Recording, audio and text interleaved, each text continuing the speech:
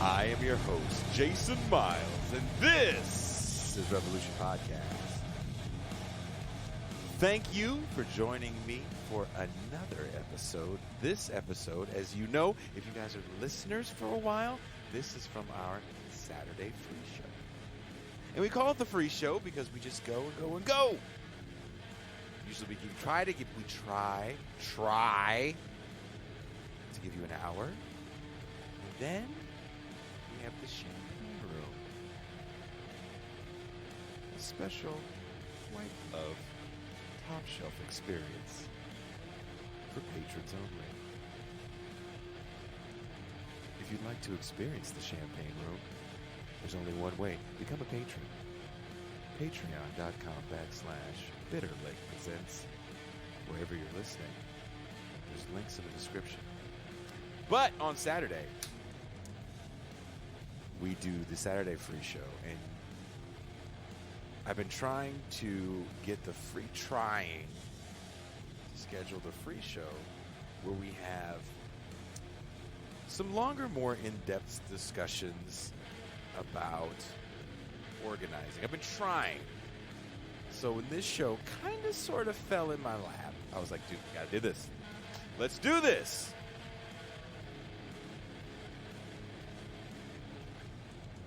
So when Sudip hit me up with his new article, he goes, hey, I wrote this new article, it's in Counterpunch. I referenced Pascal and some of the things you guys talk about as far as solidarity. He's like, dude, let's do this. But what happens on a leftist show when you talk about solidarity? There's always going to be squabbles. Sectarian squabbles. And that's what we're trying to not have. It's a good show. Also, wherever you're listening, there's links in the description to Sudip's essay. Striving for Solidarity. It's in Counterpunch. Please check it out.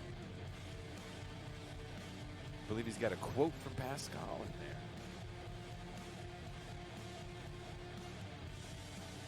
Superstar of the left, Pascal Robert, the man of the Mau Mau Hour. My co-host. But it was a good conversation, I think. We discussed some of the failures in leftist organizing. Also, how to address victory. It's important as well. We do need to acknowledge the little victories.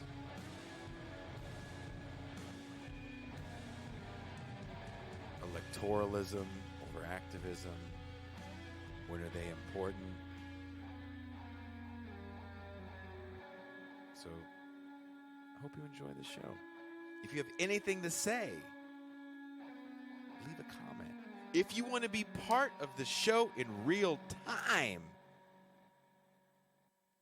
YouTube.com/This is Revolution Podcast. When you listen to the show, you will see that we do interact with the chat. That's the fun part about the show. We try to make it as interactive as possible. So Tuesday through Thursday, 6 p.m. Pacific Time. Saturday, 9 a.m. Pacific Time. We go live. That music means I've been talking for too long. And I am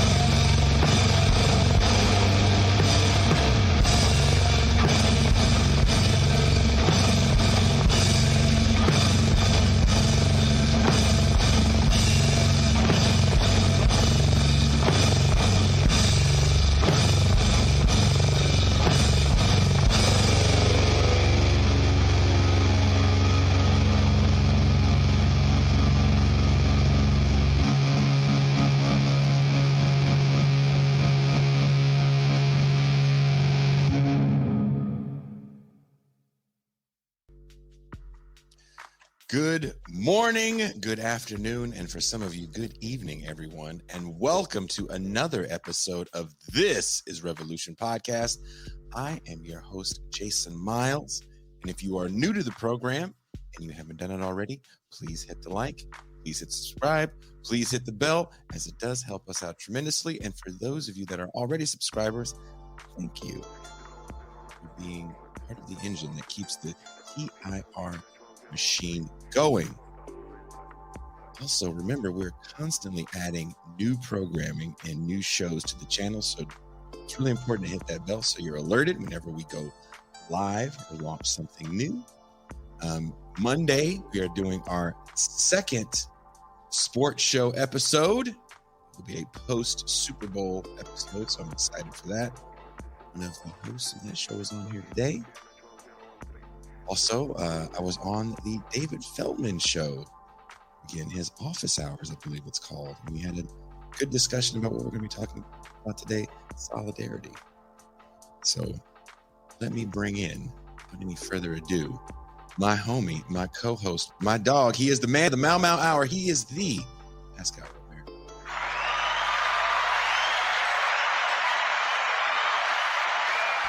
Peace and greetings to the chat. Peace and greetings to the audience. Peace and greetings, Jason Miles.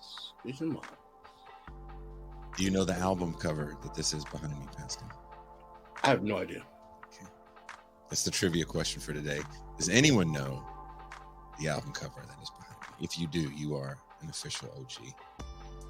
And let's bring in the man, the myth, the legend. He was once the voice of Black America in Maine.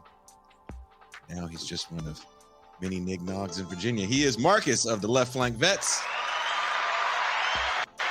My voice is now overshadowed by James Clyburn. I haven't been able to really speak and influence public societies as much as I used to. But thank you. And Houday, all right? I got to throw out some Ohio love. Oh, that's right. That's kind of a hometown thing for you, even though that is extremely far south of you. People forget how far south Cincinnati is. They even talk different from the rest of the state of Ohio. Would you agree? Yeah, and basically too is you go east of Cincinnati is a portion of that we call Pennsyltucky, where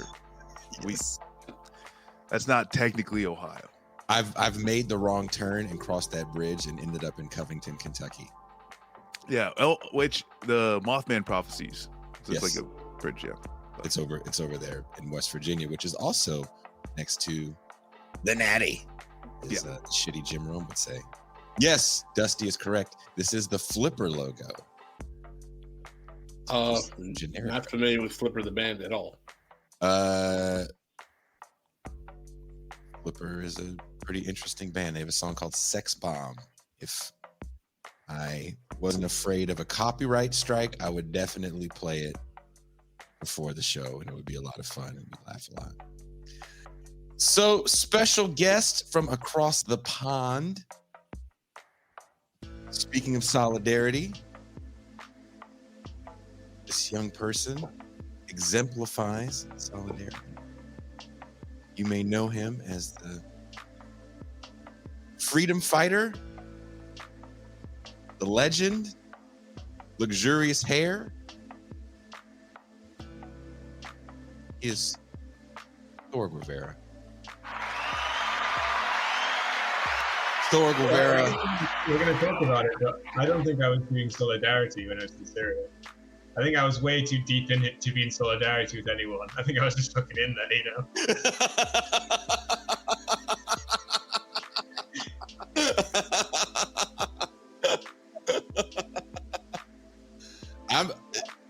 I'm always blown away sometimes.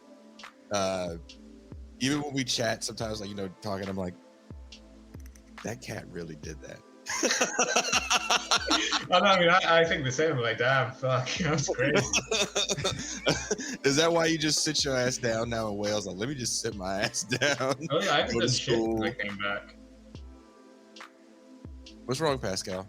Stop Facebook fighting. Stop. I'm not on Facebook. My hands are right here. I'm looking. Remember, we can see your That's me, screen that's through your freaking glasses. I'm looking at the screen here. Do not We spray. can see the Meta logo.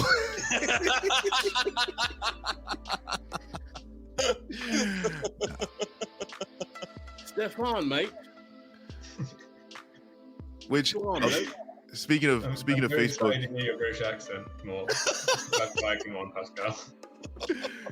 Gene loves my British accent. He thinks it's quite humorous. Bloody hell.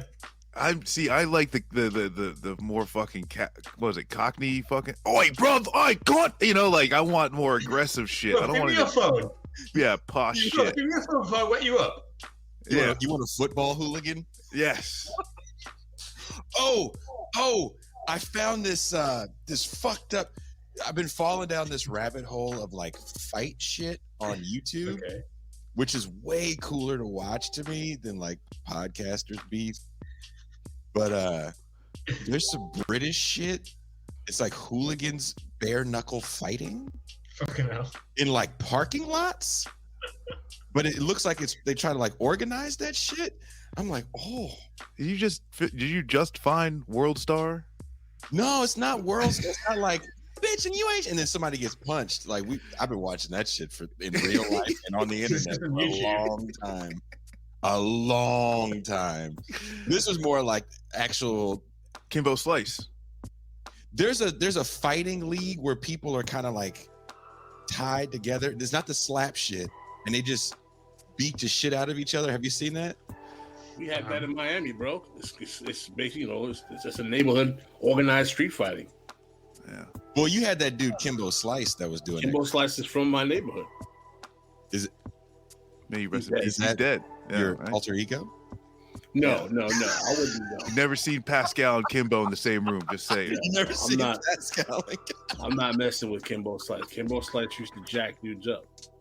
For real, for real. I've Yeah. never seen any of you in a room. You could be anyone. What is I've never met any of you. We could be I've never met any of you. You could be anyone. Yeah. True. Spoken like a true man who defied all intelligence prerogatives to go fight in Syria.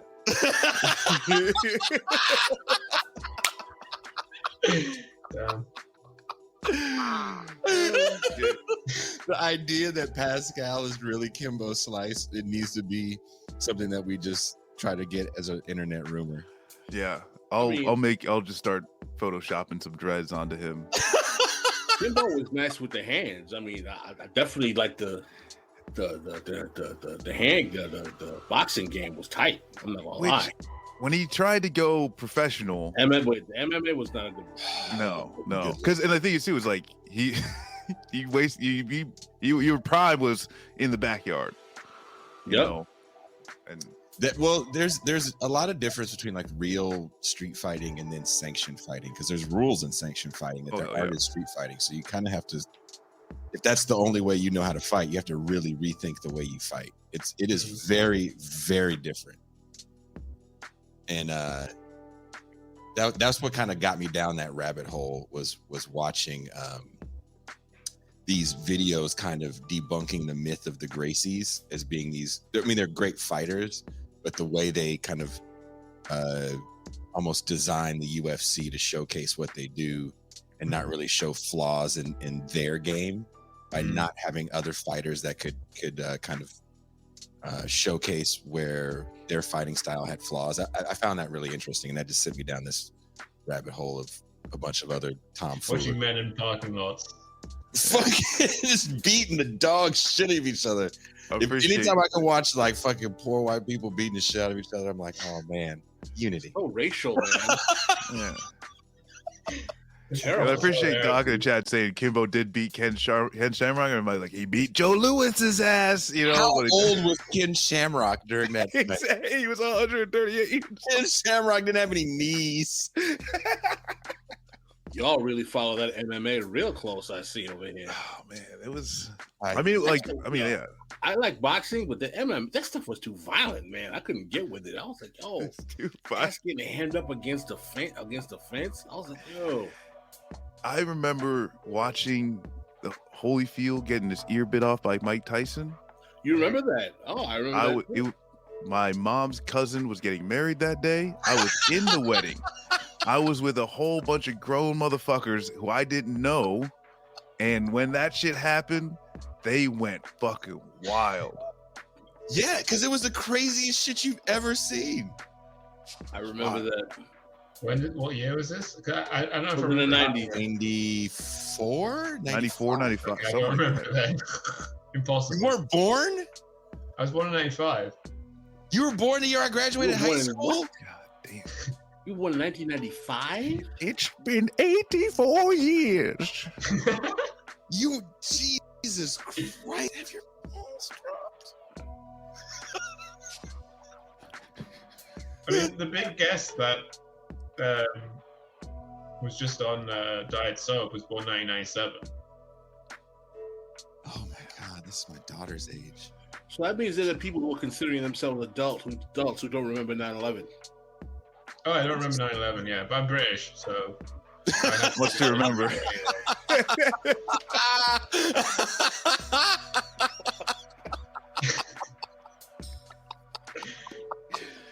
We're canceled. Oh, shit. He didn't even forget 9/11. He never knew. What the fuck? Someone says Jason loses it when he learns what time is. I hella do. Because when people say this shit like, hey, 2000 was 20 years ago, I'm like, oh, dude. 22 years ago. I have a friend I of know mine. he's lost track of time. He'll be our guest. He's still not on the show. Like, yo, dude, this is a guest here. He probably left to go do another show. Just pops the earbuds in, starts cleaning the house. It took 15 minutes. This new podcast is pretty interesting. He probably broke out and wanted to do another show, man. He was like, these guys are just... Well, often on this show, we discuss the importance of solidarity, working along cross-racial, cross-cultural lines as a tactic to counter capital's hegemonic power. Sometimes it does feel that this new burgeoning left is a bit disconnected from the concept of power. Ideological posturing and at times sectarian squabbles aren't just counterproductive, they can be the death knell of a movement. From the book Marginalized Majority, the marginalized are now the majority, but our narratives around power haven't kept up. As long as we continue to operate within the structures of outdated narratives, we sacrifice our ability to recognize the reality of our power, our ability to produce reality, to live in the world we want and need. So today we bring in our guest, Sudip Bhattacharya, to talk about his latest essay in Counterpunch, Striving for Solidarity. Sudip serves as a co-chair of the Political Education Committee at Central Jersey DSA and is a writer based in New Jersey, having been published in Current Affairs, Cosmonaut, New Politics, Reappropriate, and the Aerogram, among other outlets. Prior to pursuing a PhD in political science at Rutgers, he had worked full-time as a reporter across the Mid-Atlantic and Northeast. Please welcome our guest, Sudip.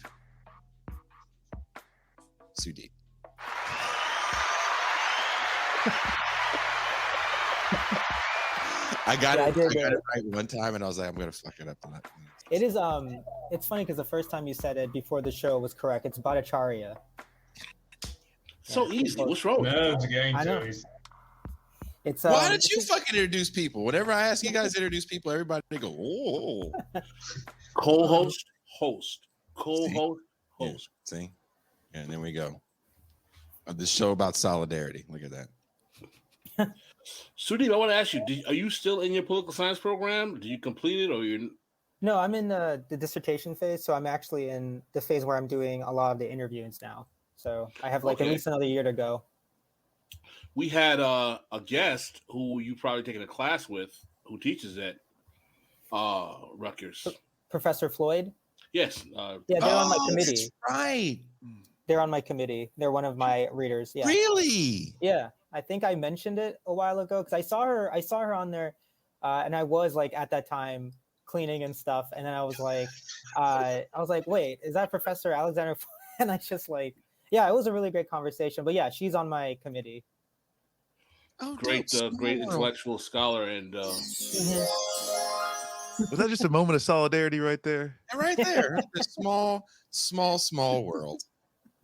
I she's do want to great. ask you, let me get this first question out of the way so we can get on with the show.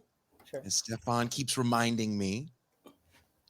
Sudip, thank you for agreeing to come on last minute. Really appreciate that. Really enjoyed your piece. You mentioned our very own Pascal Robert in your essay. Thank you for that. thank you for the citation. Now, your work in organizing, tell us a bit about the importance of solidarity in your work with the DSA. Yeah. So it's a little complicated, but the way I was viewing solidarity is something I have seen in some of the work we've done at DSA and also at my own union, the AFT at Rutgers. There's two levels to it. Obviously, there's a first level of you just need it, even if your concerns are pretty particular to what you want. And then there's the other concern that I try to expand on in the piece, which is this idea of understanding solidarity as a common political destiny. And it's just something I've seen in our chapter in Central Jersey, where, I consider myself an organizer, but mostly as an activist. I've just followed the lead of other people's in our chapter, to be really honest. And solidarity is when you knock on doors, you talk to different people, you try to merge interests, but also bring people along, again, for that political destiny. Because at the end of the day, I'm sure we'll get into it later, you still need that long-term political vision of what society should look like. Our Central Jersey chapter has been led by some really, really amazing people I've learned from. And they've practiced that often. It's been a little bit harder over the last couple of years just with COVID and stuff, right? There's a lot of burnout. Frankly, solidarity, and that's what I mentioned in the piece at the end where I ask questions like, how do we reimagine this kind of thing? Considering some people's legitimate fears of wanting to just knock on people's doors or going into buildings or other people living in those areas who don't want to deal with any of that, considering all the other pressures. But just broadly, this is something that's been in my mind since I've been in the chapter and also previously when I was doing more of my organizing in my union. Do you think that in the current moment that we're facing today, that notions such as solidarity, camaraderie behavior are being complicated by the particular identitarian posture that some elements of the left or liberals take towards challenging hegemonic forces? Notice I didn't say challenging capitalism. I said challenging hegemonic forces.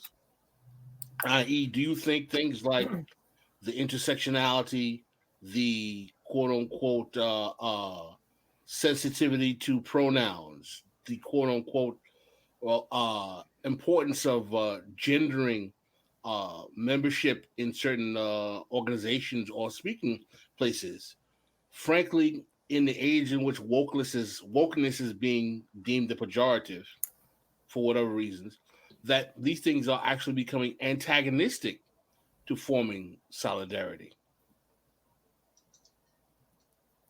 I do think so. Like what I said in the piece, I do think there's like a lot of competing forces, right, to actually building solidarity. There's the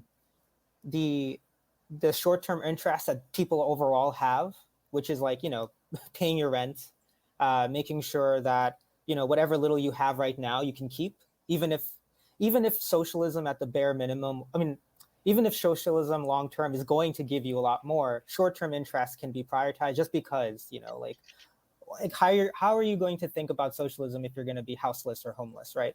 So I think that's one interest. And I think what you're talking about, I don't generally think it's a problem of like quote unquote identitarian, all types of identitarian politics. I think there is maybe like you said, liberal or even sometimes conservative or rather identitarian politics that doesn't really critique capitalism that can be an issue, right? I think that's where I see the issue because again, like I've seen from my own organizing and from just talking to people and also as a person of color, like for example, after 9/11 as a South Asian American, a lot of my first relationship to very explicit forms of oppression was based on, Islamophobia. I'm not Muslim, but that doesn't really matter, right? People were very, very awful. And this is me in Jersey and Queens, where it's very diverse, but like, I guess a diverse array of people being awful. But that was my first instance. But I was lucky enough to find people along the way, including teachers and organizers, who then took that experience and put me on the pathway to having a broader critique. So that's like a form of identitarianism that I think people actually do have a connection to. Like, like that's something I feel is not necessarily have to compete with a socialist vision. But I think there is a kind of identitarian politics that is like what you've mentioned on the show multiple times, which is, Democratic Party politics, obviously, a kind of NGO politics where it's like you elect someone who looks like you or claims to know you into power on a Democratic ticket, at least also, and then you don't have to think so much about what they're doing after. Or like local institutions, like religious institutions, or preaching, prosperity gospel, or even different mosque or temple, very much like, for some understandable reasons, like feeling like you want to prove yourself that you're not the outsider, but still like having events with law enforcement, as a community. Like there's a lot of competing interests that way. And that's the kind of identitarian kind of thing that's never really going to set you up for a more broader, radical critique that's needed. That's not just moral, but needed. So that's the way I view it. So yeah, I think pronouns are necessary to build community with people who have felt excluded. But certainly if it like delves into the kind of identitarian kind of politics where there's no class critique, that's where it can be an issue. Any of you guys have a follow-up? Or may I proceed? No, please go on. So one of the things, and by the way, I really appreciated your article. I did read it, and I also read the other one you suggested, is that, talking about solidarity, I think is a very good idealistic concept ideologically. And I think that we definitely have examples throughout left history in America where attempts at solidarity were made. I think in the 30s and the 40s, there were attempts that were broached by working class people to form multiracial coalitions, even going back to some elements of the 19th century. Oftentimes, for narrow chauvinist and racialized reasons, those actual coalitions fell apart. Actually, more often than not, it wasn't even simply because of racially chauvinistic reasons. It was because forces of capital and power infused racial narratives into solidaristic movements intentionally to neutralize their efficacy and their ability to function. So that being said, right, understanding that we are going to need multiple identities, races, genders, orientations to get people to produce an agenda to challenge capital and the state's ability to create a public goods governance. Is it not logical that the first stage perhaps isn't solidarity, but politically educating people as to what is wrong with capitalism in the first place? Because frankly, I think one of the assumptions that we make on the left, which is problematic, is that people who we are talking to even find capitalism as a problem. Do you want me to answer that, or is that good? I definitely want you to answer that. Oh, okay. Yeah, like I definitely think there is a, like what you're kind of alluding to. Like, again, I see this thing just like you guys talk about, a very like capitalism doesn't have to be necessary. Like the weight of capitalism doesn't have to be just like a capitalist brainwashing people or telling them what's going on, right? There's a lot of ways that capitalism can work, even against some interests of different like capitalists themselves are crazy. Like there's, they do things that are very contradictory to even their own interests. And that's why there's such a need on, like the free market thing is just a lie. Like there's always going to be a need for government and things to like prop them up. Like as we saw in COVID, I mean, things were pretty messed up, and then an infusion of capital and such and all these different things. I think it's a little bit of both, right? I do think, because in my mind, it is necessary for people to have polit. This is something that obviously other groups have done in the past. The Black Panther Party has done that. The communists organizing in Jim Crow South did that. There's like, the famous book by Robin Kelly talking about Alabama communists. One of the major things they did was have, reading groups or reading out like stuff from the communist paper, right? So there's no romantic, like, again, it's not like people are ignorant or just being, led. It's just that there's a lack of things. Like there's a lack of this kind of rhetoric or understanding of stuff. But the thing is, I feel like they still have to work in tandem, right? Like, so if you have organizing, in my opinion, that's, obviously this is something that a lot of groups do, organizing on different kind of interests and needs, like making sure that the rent increases are not actually, like making sure rent increases are not happening in a building, right?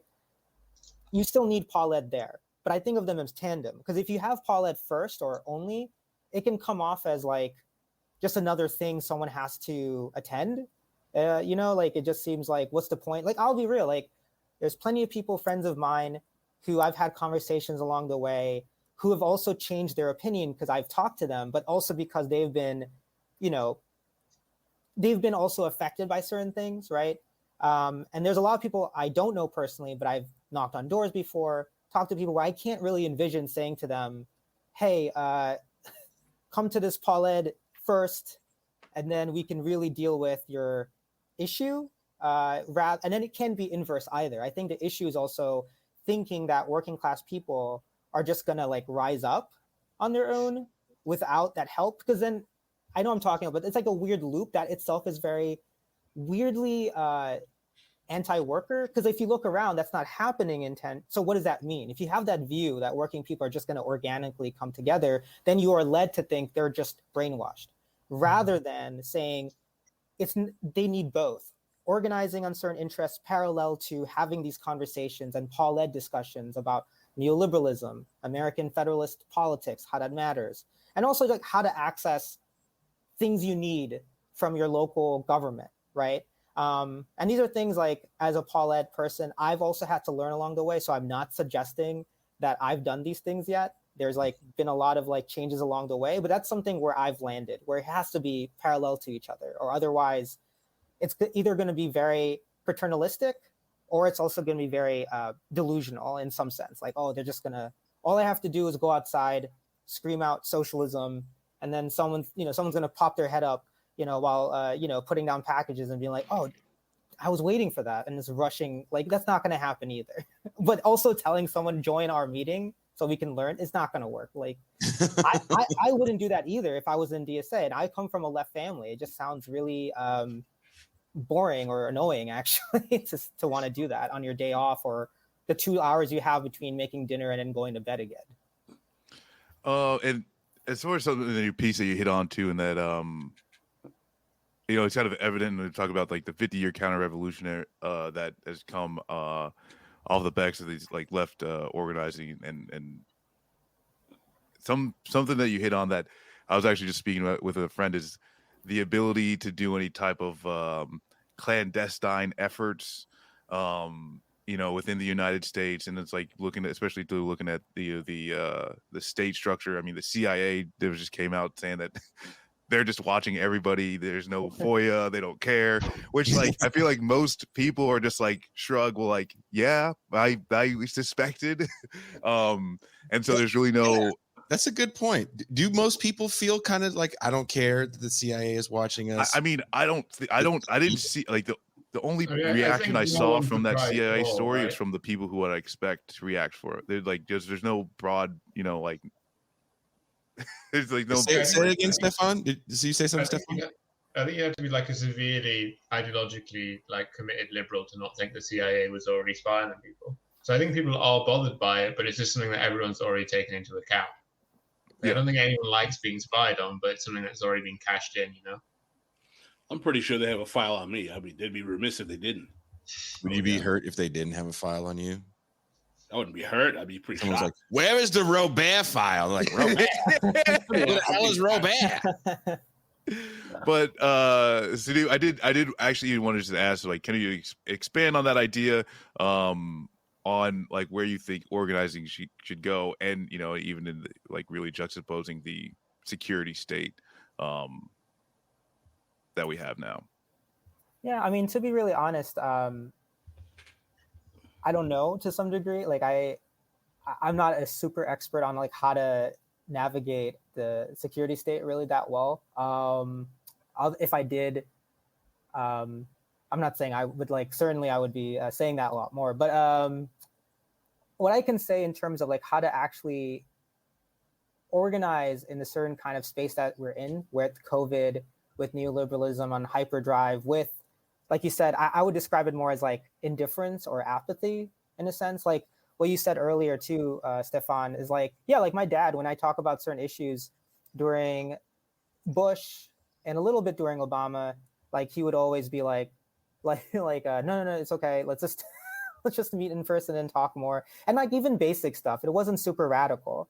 Yeah, so I totally am like, that's a thing that I've seen anecdotally from pretty much like everybody I know, you know, certainly among folks of color who I'm friends with, and among some white folks too on the left. Like it's just something that's there.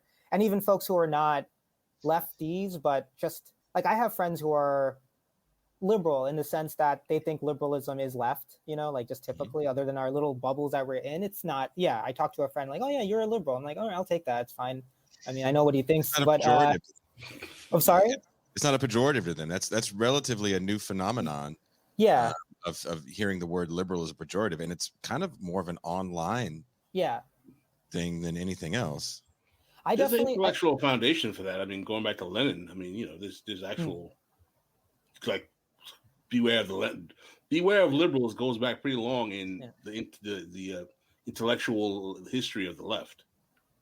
Yeah, no, I'm not denying that, but I definitely feel like there are friends of mine who are liberal, who are really maybe left even, who don't always are not in DSA, but certainly have had that same kind of indifference or apathy. And so to organize against that, I think I mean, to be honest, the answers are still simple. Like, even if there is a CIA watching us, like the answer is still simple. Like, you know, going underground is not going to help. Never did, right? Like, that's one of the issues that happened. I think Pascal, you mentioned, like the new left sometimes, like at the end of that experiment with different groups, right? Like they kind of retreated into clandestine or like into like, you know, underground fighting. And I'm not going to like critique too much. Like there's like lots of like just repression pushing people back to like having no choice. Hold on. Can we explain the context a little bit of like what happened with the new left, and as COINTELPRO infiltration started to sink in and people became more aware of that? Yeah. What is the drawback of that? And can you give us a brief history on something like the Weather Underground? Yeah, I mean, so just broadly, I think, there was certainly a lot of repression that was happening. Obviously, there was, you know, interventions with like sending in undercover agents into parties like the Black Panther Party, intentionally creating those kind of tensions. But then there was and then we're talking about labor unions themselves and this kind of disconnect between the left and some labor groups because there's the Vietnam War. But ultimately, there were also actions taken, like losing a little bit of the connection to a constituency, being armed when maybe there wasn't necessarily that constituency anymore. And then the Weather Underground, like you're saying, kind of like having these terroristic acts. And to what Pascal said about Lenin with liberals, that's also something Lenin critiqued a while ago, right? Like one of his things is he was very much worried about some tendencies, I guess, among anarchists or other groups to just view that as the core thing to do, which can be the problem, right? It's not like you don't have a right to defend yourself, but it's a problem when that's the only kind of way that people interact with what's seen as the radical left. And it's a lot of terrorism, and it doesn't really help to generate that constituency that's needed. So to Marcus's question about what is needed now, I think it's still fairly simple in that sense. Like it is about certainly protecting ourselves against these state forces, but also, organizing. Like it's still having these groups at a national level coordinating with each other too. So it doesn't, I think one of the issues I referenced in one of my articles is like after the uprisings and the unrest, like that's a good example. The unrest was necessary, right? Like that for a moment did push people in power, especially even liberals or neoliberals, to concede that whoa, like something's going on. So I'm not that's necessary. Anyone who was like sitting on the sideline and just saying like, oh, they just did this right or did that, it's just, even people on the left or like, that's also a wrong reading of history. Like literally the burning down of Minneapolis police station was pretty big, right? No one should discount the fact that there was even polling at the time showing a little bit of like understanding of why. And that effort should not be seen as somehow counterproductive. It only became an issue when there wasn't necessarily like, Jody Dean's a political theorist. She talks about this. She says like the crowd needs endurance when there isn't institutions, maybe helping with the unrest in some way, like disruptive actions, but doing it in a more consistent level, coordinated level, just like our enemies do. I mean, they coordinate, right? It's not like the police are just like miraculously coming to the same solution in different cities and towns. It's like they coordinate. Like, hey, man, we're gonna go into this Standing Rock thing together. Or they have ALEC, right? Like the group that basically puts together various corporations with their right-wing beneficiaries to do statewide legislation at the same time. So I'm just saying it's easy, but not because we're the left. We don't have the money. I think that's the weakness too. And also, to be honest, what we're trying to do is so much more difficult. Like that's the other thing we have to be honest about, is our vision is something that's much more daring, and it's going to ask for more risks at some level than someone who's doing the other approach, which is like, hey, donate to ALEC, stand your ground laws, or something ridiculous, right? So I think that's a difference too. It really too, even like Communist Party. But say again, Stefan? Sounds like we need a Communist Party. Communist Party USA. I think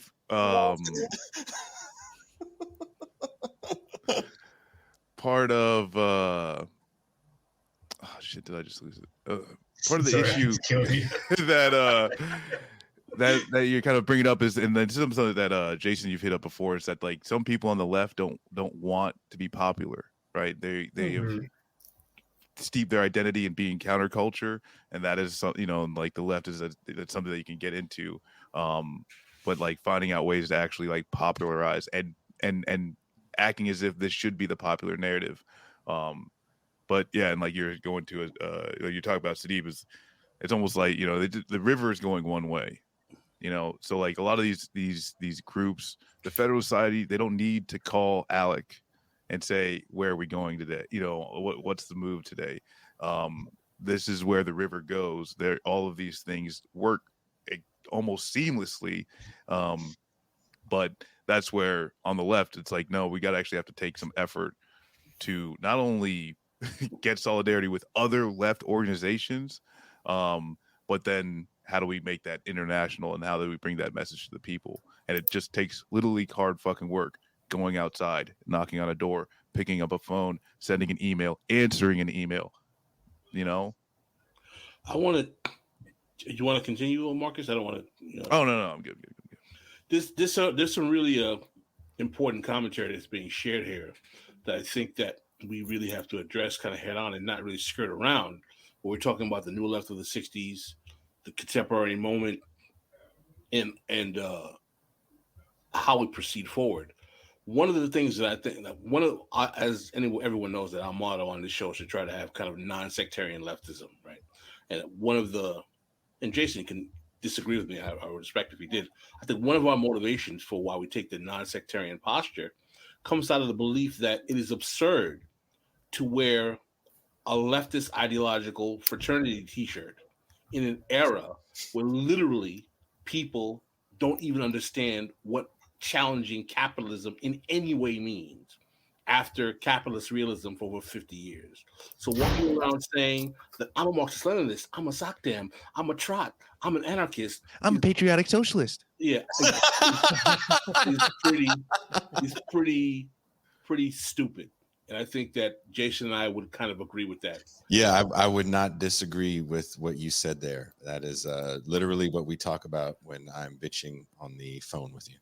Yeah, so that's one of the main I said we need a communist party, but when I say that, I don't think anyone should try and start the 25th Communist Party right now. And I don't think any group which has as few members as any of the communist parties that exist should call themselves a Communist Party, right? Like, I think it should be like a title of honor. And that's why I think groups, like, when you're in the embryonic stage, you should call yourself something like PSL, do like Party for Socialism and Liberation. And then if you ever actually become the Communist Party, at that point you can call yourself the Communist Party. That's actually I have no. Listen, I don't have the right, nor I'm telling people who or how they can affiliate themselves. What I'm saying is that I think it is counterintuitive to expanding your political base to start your political education process with a t-shirt of ideological orthodoxy that no one even understands in the first place. It's point one. Number two, that being said, for those of us who are, leftists, because as I said before, and I stand by this, there is no left in America. We just have leftists who have become more nuanced and aware of these various ideological tendencies that we have on the left. The question becomes that we have to admit that there are some people who don't want to popularize their politics because their politics is rooted in overthrowing the state and capital, and they're serious about it. As serious as we are about believing that we want to advance a public goods government or governance, if you will, there are those who we can call comrades on the left who believe that their job is to neutralize the function of the state and capital. We can call them anarchists, we can call them whatever you want. And they are serious about that. And they can intellectually rationalize that. There are some of us who believe that we need to have a socialist revolution in America and internationally. And that's the only way we get justice. There's some of us who believe that working with or infiltrating the Democratic Party is the way to get a public goods governance.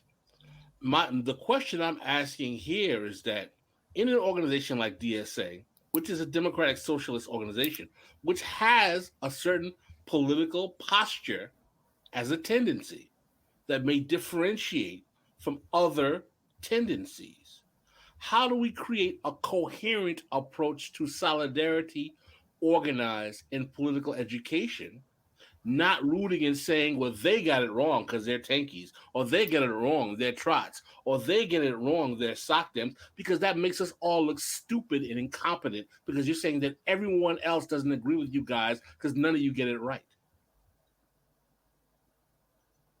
Sudip? I mean, I agree with the idea that we shouldn't have so many sectarian. So I'm kind of mixed about this a little bit. Like, I think the issues the issues we're discussing is a little bit of, I mean, certainly I've seen it in my time organizing on the ground, and I don't always want to say like there is a differentiation between social media and underground because they can be connected, right? But I think what I've seen, to be honest, is not necessarily sectarianism. I think it's actually just like typical things, like the people who are organizing themselves are also learning about topics as they go. Because again, I just want to bring back the fact that, like you mentioned on the show, it's been 50 years of like nearly almost nothing, like really substantial, right? It's like there isn't even like anarchism defeating this or that. It's just literally collapse, right? So it's not surprising for me to meet people who are also learning as they go and also learning as they lead. And that sometimes can lead to some muddied politics and some trying as you go. So I feel like that's the issue, if that's an issue, right? Because frankly, since 2016, I mean, up until 2016, the DSA was just like most socialist groups, to be honest, like 2,000 members. 20 guys in a room. Yeah, to be really honest, like 15 guys in a room or something. Like, you know what I mean? Like you and Bashkar. Right. Yes, like me and him just hanging out with all the old Michael Harrington types who are just like, if we just win the 80s election again, and then like whatever. Like, and let's just create some more right-wing trade unions. I'll be okay. Jesus. I don't think that's the issue, really. Like, that's what I mean. Like, even for me, my family is more left oriented. They come from a part of India, West Bengal, that is like familiar with like Communist Party electoralism. So it's never like a bad word for me growing up, right? But even I had to relearn certain things in the context here, being American, growing up in the void, right? And I think the issue is that, really. I don't think it's like sectarianism so much as it's just like people really are trying to keep pace with political disaster while also not having necessarily the language for it now. If there is sectarianism, I've seen it maybe sometimes ironically in educational groups, maybe, because there's a certain kind of thinking you want to impart on people, right? But I don't know. I don't think that's the issue, because if you look at the national DSA, let's take, for example, some of the good things that's happening at the DSA level at some point, like the IC committee at least is becoming more and more clear about what anti-imperialism is, right? They're not just being wishy-washy anymore. They're not just saying it as a term of like, we're also anti-imperial. They're like literally saying, we're going to send people to Venezuela, which they did, and bring information. We're going to stand against the Bolivian coup.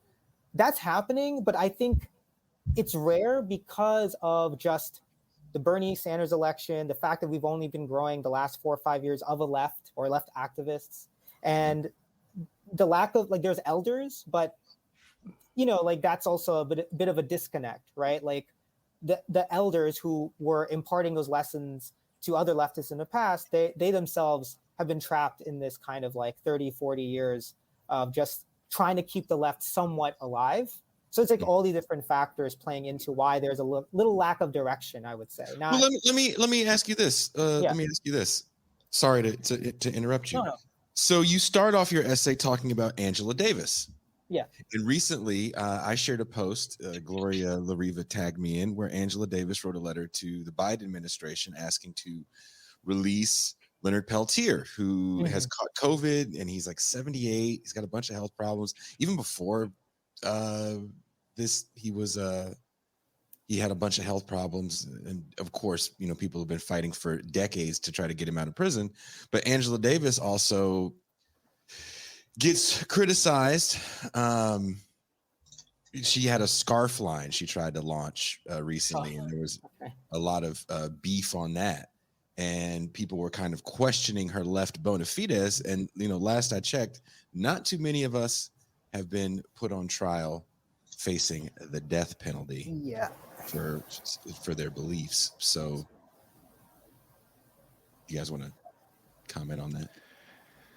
I don't know. That's something too that's like, we've had a very real conversation about Angela Davis on this pod or on this show, you know, where like there's, you know, the critiques are handled, you know, or the, you know, are voiced and are backed, and then, you know, but like obviously you don't take away from the mountain of work and effort that woman has put in. And it's I think, yeah, like you get into this thing where like, I mean, Jason, I'm sure you've seen it where, hey, your podcast says this is revolution, but you sell merch. Yeah. You know, I'm constantly called a non-revolutionary because, you know. Yeah. You know, I don't know. I think that stems to like, I moved to New Mexico because he's too rich. Yeah. He's in the penthouse at the beach. No, I don't know if I kind of just was like tailored to like the capitalist realism, you know, or like just like so steeped as like, if you're selling a T-shirt, you know, this is bad because capitalism sell T-shirts, and like allows to just like fucking people. Like, do we really think Angela Davis has got a scarf empire at this point? I mean, first of all, why do people believe that you can't be financially comfortable and be a leftist? And why do people believe that you can't engage in business and commerce and be a leftist? Because they have a very fixed understanding of what left socialism is. Anti-capitalism does not mean no commerce, no trade. Means no phone, no iPhone. Socialism is no iPhone. Now you ain't say that. Well, communism Who's is that guy who just bought a 200K car? I forget his name. Hassan? Yeah. I mean, I think everyone stop watching Hassan. I think he's having fun. There's different ideas about this. You know, there's communists who believe that, you know, we should remove all profit motive from all types of economic transactions. There are other people who believe in cooperative economic models who don't believe that we should remove profit margins, that we should put a cap on it. There's some believe that, you know, you should be able to own a house. There's some people believe that we should have cooperative housing. There are different philosophies and ideas about this. The notion that because you're a quote unquote leftist or socialist that you take a vow of poverty to wear, Birkenstocks and wear chinos is pretty freaking absurd. Well, Pascal, to prove my left bona fides, because I do live off of a dirt road in Mexico where from time to time water just gets shut off. As I went to take a shower yesterday, the water pressure got lower and lower till it felt like it was someone peeing on me, and then the water got shut off. So I had to then. I thought Donald Trump made an executive order about this. Well, that's in the U.S. Where you got to not apply. I thought that's what that NATO thing did. I mean, I think that our goal in this politics is actually to bring everyone's quality of living up, not bring everyone's quality of living down. Yeah. Well, and I don't know. I think too is there's plenty of reading literature that will allude to if you're going to be a party member or you need to do some type of activism, so but that's where it's if there was one. Yellow background, right? But I can't even fucking remember what I'm saying.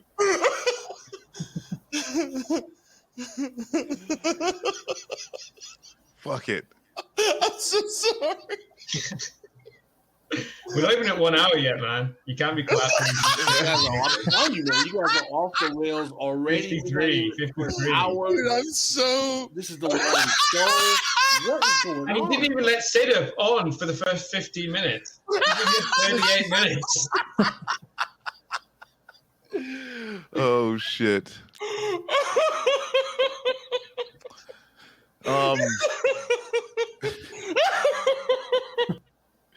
I do.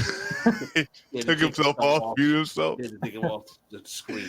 But no, back to Sudip, man, because I don't want him to feel like we're kind of dodging around his essay, because he's really the point of focus here in terms of that is that how I kind of disagree with you in the position that there really is no sectarianism. I actually think there is a lot of sectarianism. And the reason why I do believe there's a lot of sectarianism. I mean, when we said that, people in chat were like, fuck anarchists, fuck trots. People were like, don't be sectarian. I think maybe to Sudip's point is that this may be something that's more of an online issue. But maybe it's because if you're organizing with the DSA and there's no connection with PSL people or socialist alternative people. So, I mean, that's I guess my question would be, I know, and I'm a member of the DSA. I don't see a lot of inner cooperation with other groups. But if we show up to the same place, there's no issues there, and so I don't know. That's where I think it's extremely disappointing is that there's a whole lot of energy in the online left that could be placed better, but it is more into the sectarianism. And chat, I'm not talking about you. I know you were just joking. Please give us money. I definitely want to get to the online stuff when I'm with it, because that's we can have a whole. Can you let Sudip respond first before you start yelling at people? I totally agree that there is I'm not denying that there's sectarianism, but I don't I'll take an example. I was a delegate for the DSA convention, I think last year. I can't even, because time is so weird, but there was sectarianism in the different discussions. For example, when we debated joining this group of political parties in Latin America, which included the Venezuelan leadership, the party that they support, Cuba, there was debate, which I think is also necessary. So that's what for me, it's a little bit of okay, there needs to be debate. There needs to be a kind of sectarianism in the sense of having a good faith debate about where we need to go. Because if you avoid debate too, and avoid sectarianism in that sense, overall, you can also then end up in a very muddied populist politics that takes position that also detracts from what from other people joining maybe or having some clarity. But in my experience of the convention, there was a sect that was very, very invested in not joining, but they were causing some issue maybe, and they had some valid points, but the majority of people were like on board, right? They voted yes. And I think the majority of people themselves are therefore then just wrapped up in the day-to-day, and at the same time, don't really always know what's like. I've met tons of people who are Marxist or say they're communist, who maybe says something, I forget what, but I'm just like, that's not really like, but I'm not going to be the one, first of all, to be like, that sucks. You know what I mean? But I just think like there's a lot of that going on, because the way the group has grown is exponential.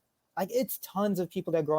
I think membership now is dipping, and that's I don't know yet why. I have my own guesses, but I want to be honest about like, I don't know why necessarily. It could be burnout, but there was still an exponential growth, right? And I don't think that's from sectarian stuff. Like I don't think the PSL, IMT were like, there are thousands of people flock to us in that sense. And then, like it's just a ton of people who are into Bernie, some other folks who are like, this sounds pretty okay, I do want to check it out. Some who stayed. And at the same time, just sort of relearning certain things. I know I sound very like, I'm not trying to avoid critique or anything, but I just think legitimately there's a lot of people who have no clue about any of this stuff. Like at our Pauled, I am trying to follow the lead of our leadership to talk to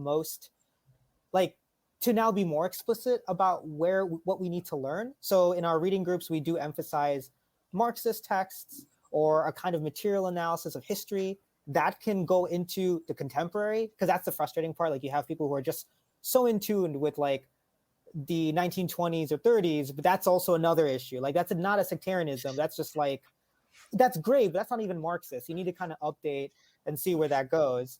But I think overall, now we're doing a little bit of that direction, but even then there's discussion, and even then people are coming at it not from like, oh, well, I thought as a Trotskyite, this is wrong. It's more like, oh, I never heard of this, or doesn't sound totally right.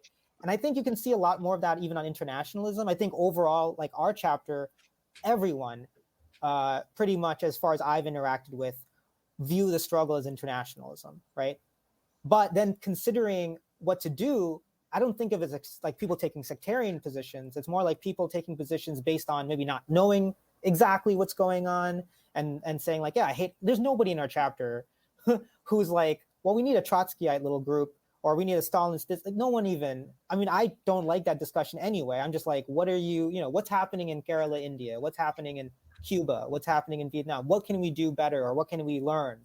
Those are not sectarian things to me. When there's debates, usually it's just like people have questions, and then once in a while there's someone who dribbles in who is a sectarian person, and they can take over a conversation. But it's like one or two people. It just happens to be they're very loud about it. They're very driven. They're very confident in things that they know. And then you're just like, okay, just, you just have to remember it's 14 other people who are just like trying to figure out how to make sense of a world system that's becoming more cruel, more chaotic, and even in some ways unstable, right?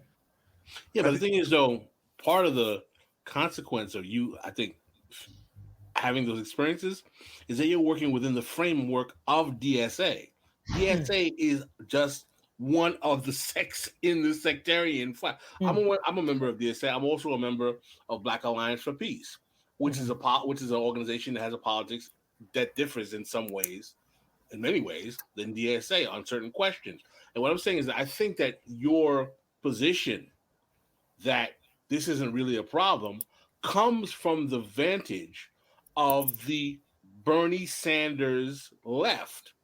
And for me, who has been dealing with the left many years before Sanders came about, is that one of the problems that those who were in the left or leftists before Sanders came about is that these DSA types believe that they are inventing something new when they're not. And there are many people who not only realize that they're not, distrust the DSA and its position because of the way they know the organization was founded and the position it's had on key issues in the past, like the Vietnam War, like on patriotism. And that for some people, they believe that the key framing of the organization on those issues is not only antithetical to their sect, but fundamentally not left at all. But can we agree that how they felt about the Vietnam War and who was part of that organization then is not the organization that it is today? And also, I don't can we disagree with agree that. that part of the arrogance of youth is constantly thinking that you're reinventing the wheel as you are just using the same wheel? I mean, that does happen.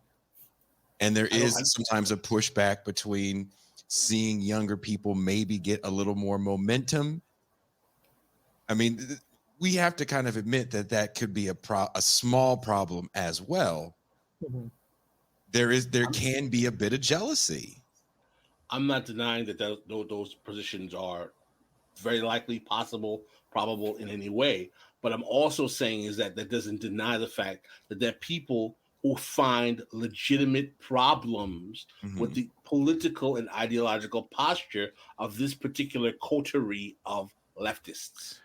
And I think that like so that's very real. And I'm hoping what this conversation is about is getting over that. And I think part of it is like having that clear vision. You know, that's something talked about plenty of times. Like I don't think there's enough really of saying this is what we're going for. You know, and like it does kind of have to be broad in some certain ways. But a lot of what ends up, you know, like we got to build the bridge, you know, before we can cross it. And in some cases, there's just a lot of people arguing like we're already on the other side, and we haven't even we haven't even started measuring yet. Yeah, so I think part of it is like any group, you know, DSA, PSL, Socialist Alternative, taking critique and being able to fix that critique, that's left, right? And so if we can see organizations doing that, we should that should be taken into account.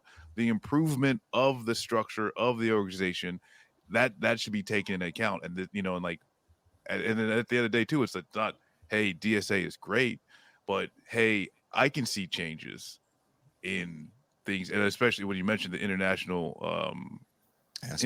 committee that has been doing, I think, fantastic work. I think so, you know, and like moving forward, and this isn't a critique, but it would be the next step is like, how do we start getting that international labor connection? Because that's like, because then we're really fucking cooking with gas. But that's at the end of the day too, is that really, those are the things where we can talk about these things. I think we should be talking about these things, any critique of any organization, but what is the point of the critique? Is it to say you now just need to sub to my channel and then sit down at home and not do anything? Or is it go back to the meeting, fix it, and then do the work in the community again? I think that Marcus brings up a really great point, and I think to the credit of the organization, and we can get into the nuances if they got it right or wrong, whatever. I appreciate that. I think that DSA is moving towards the left on the imperialism and foreign policy question. I think that they are trying to incorporate analyses of some comrades to their left on issues of American foreign policy and international action. Sure, we can criticize them adhering to certain analysis or implementing certain. Yeah, we can do that. But I see that as a positive because that was a critique that a lot of people had about them. Now, I listen, I didn't join DSA because I thought it was worthless. I joined DSA because I believe that they have a structure and they have an organizing capacity that is valuable to shift people who are sometimes called normies or non-political people into a more progressive or left framing. My frustration with this institution is not even based on its ideological tenet. It's that in the COVID moment, it has allowed the reactionary right to out-organize it completely and maintained a zeitgeist of oppositional politics when all it seems like the leftists we have now, because we have no left, we have leftists, are interesting in is either complaining about the Democrats, coalescing about the Democrats, or whining about the Democrats. I mean, that's an online phenomenon, I would say.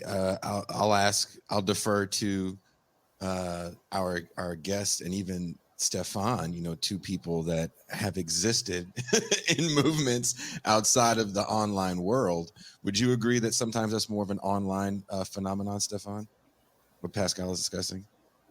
Well, in terms of focusing on like mainstream, Focusing on American parliamentary political maneuvers, 5 politicians in America. There is a ton of Canadian podcasts that cover strictly American political movements. The only one I really watch in your hood is what are those cats? Norva? Am I saying it right? Navarra. Yeah, and they don't really talk about the U.S. Yeah, I mean, so obviously the difference I think between the US and the UK with this kind of stuff is that in the UK we do have a left, which isn't necessary to say it's very good, but there is certainly a left. There is the union left, which is it's big. It doesn't mean it does anything which is particularly useful, but it exists as this whole institutional structure, which just doesn't really exist in the UK when it's directly linked to the Labour Party, which again, I mean, there was a serious effort to make the Labour Party a thing of socialism between 2015 and 2019, which again failed. But the union leadership now is in quite big conflict with the Labour Party and so on. But these things definitely do exist. So obviously during this time of 2015 to 2019, there was a big focus in the UK on our own political maneuverings. And then since then, I don't think the left's found kind of in Britain what it should be doing. I think it's generally a bit lost. And there's lots of stuff where it's like people are just like cheering on when like Starmer gets like harassed by anti-vax protesters outside Parliament. It's like, fuck those guys, like they suck. Like, and it just shows a kind of like anti-politics of kind of being like, just when this guy that you don't like, who like took away your favorite toy, Corbyn, like gets fucked with, you're just like, yeah, he got fucked with. But I'm still kind of, I'm quite optimistic about the UK because I think we do have this left from the unions.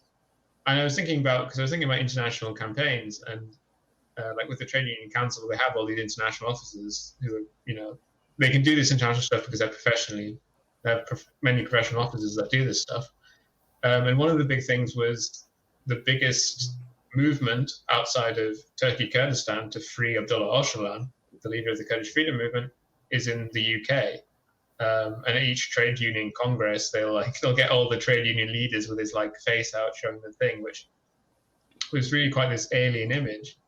But it shows that kind of like I think there's probably not enough effort made to kind of, because the trade union congress, through not that much effort from people, can be made to focus on these issues, and they have like a massive amount of money and resources and all this kind of stuff. And then eventually, like now, like central committee members of the PKK are like, the trade movement in England, that's great. That's like our best friends. I saw a comment where someone said that the fascists are playing 4-dimensional chess, and we can't even find the checkerboard.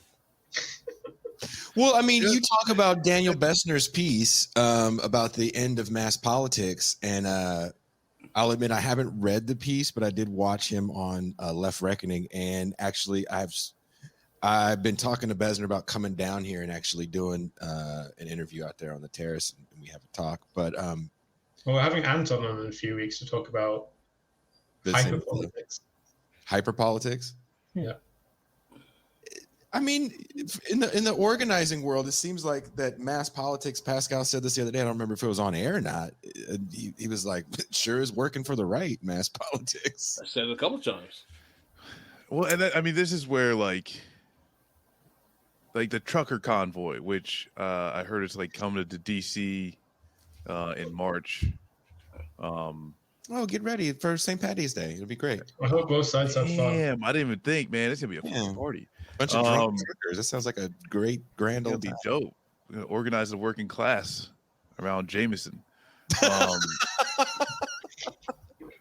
But no, I think this is like a very I think it's scary, it's sad, it's fucking stupid on a lot of levels. But it is interesting in that, like this is where you see a lot of this. I mean, I think just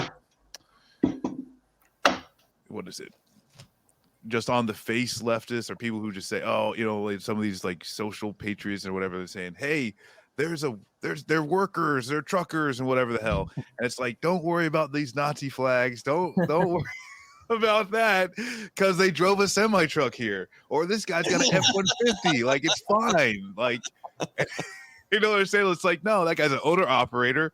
That F-150 costs about 60 fucking grand. You know, like, what are you talking about? But I think there is this, and like people talk, oh, they're CIA because they're saying so much dumb shit. I'm like, I've met these type of dumb people, and you know, buying a webcam's not that expensive. You know, like these takes can come organically without the CIA. I mean, people are also like saying like, oh, truckers are going to do like fascism. They're going to coup the government and do fascism or whatever. And this is also like equally ridiculous, right? Yes. Like, I think we should just not be that bothered about them. They're just kind of annoying people in kind of the city center, you know? Which leftists do a lot too, you know. I really think that the truck driver phenomenon is kind of fascinating to me on a couple of levels, right? Is that, number one, I believe that anyone has the right to protest, period. Bottom line. You have the right, you have the right to protest what you don't agree with. So they want to protest the COVID mandates. I think we all can agree that the way in which all of the nation states and all of the ruling classes have dealt with COVID, but particularly in the West and the United States, has been a disaster. They basically have been ineffective in conveying consistency, integrity, or trust in any way. So I can understand why people want to protest anything having to do with COVID mandates or so on and so forth. So the question becomes, is the problem the subject that they're protesting, or is the problem the makeup of the people that are the protesters? In other words, do you not support the COVID mandate protests because you think it's bad to protest COVID mandates? Or do you not support the COVID mandate protesters because you think that people among them are just right-wing fascist Trumpists? Because I can tell you, and I'm not going to say there's a lot, there is a faction of people who are joining the anti-mandate politics that are not right-wingers. Some of them are doing it under racial nationalist grounds. Some of them are even left. As a matter of fact, I'm not saying that the majority, but what I also tell you is that the people who are sympathizing with that are growing, and they're not just growing amongst right-wingers. Finish your thoughts, Stefan. I mean, I was going to say that in the UK, Jeremy Corbyn has recently come out and saying he's against all vaccine mandates. But also, it's very interesting because in the UK, the kind of leading force in zero COVID has been our Communist Party. Can I just add the thing about the mass politics thing? So I did another article about 9/11, its anniversary, the war on terror. And I did get a chance to talk to Bessner about that. And I think from what I understood, the mass politics thing is about the fact that less and less our institutions are responding or are more sort of, I would say protected, but just like there's several layers now, more so to actually get heard or to have anything done. I mean, I don't think the left actually, like I'm reading something, I don't think the left is like bad at mobilizing. I think we're pretty good actually. Like the uprisings that happened, you can call that a left phenomena or like an anti, but the issue comes after the step after that, right? Like, you know what I mean? Like, I don't think it's necessarily like we're bad at not getting people out. It's like, it's the day after. Like, I know, for instance, when Palestine happened, when Israel was doing its 7 billion attempt at killing Palestinians and stuff, like, I remember it wasn't super difficult to get people out. Like, we, get certain orgs involved. Some of them might be more liberal, but they're Palestinian identified. Some of them are young people for the first time organizing, which is what we want. And there were thousands of people in and around New Brunswick and several other rallies in the area. But of course, since then, there's been a little bit of, like in the news, it's kind of, I don't want to say back to normal, but certainly having that like institutional effect, that's kind of what's missing. So there is this mobilizing high that happens, but then afterwards, where do people land? Do they land in a labor union or a tenants union, or do they land in some kind of way where they can, again, there's a certain way of like still learning what to do, still learning how to build solidarity with each other, being socialized in a way where they can actually do the hard work of trusting each other. Because that's the thing that's really a difficult part, right? Like we're so much like webbed into our work lives. We know who we know, but even with COVID, it's kind of decimated that.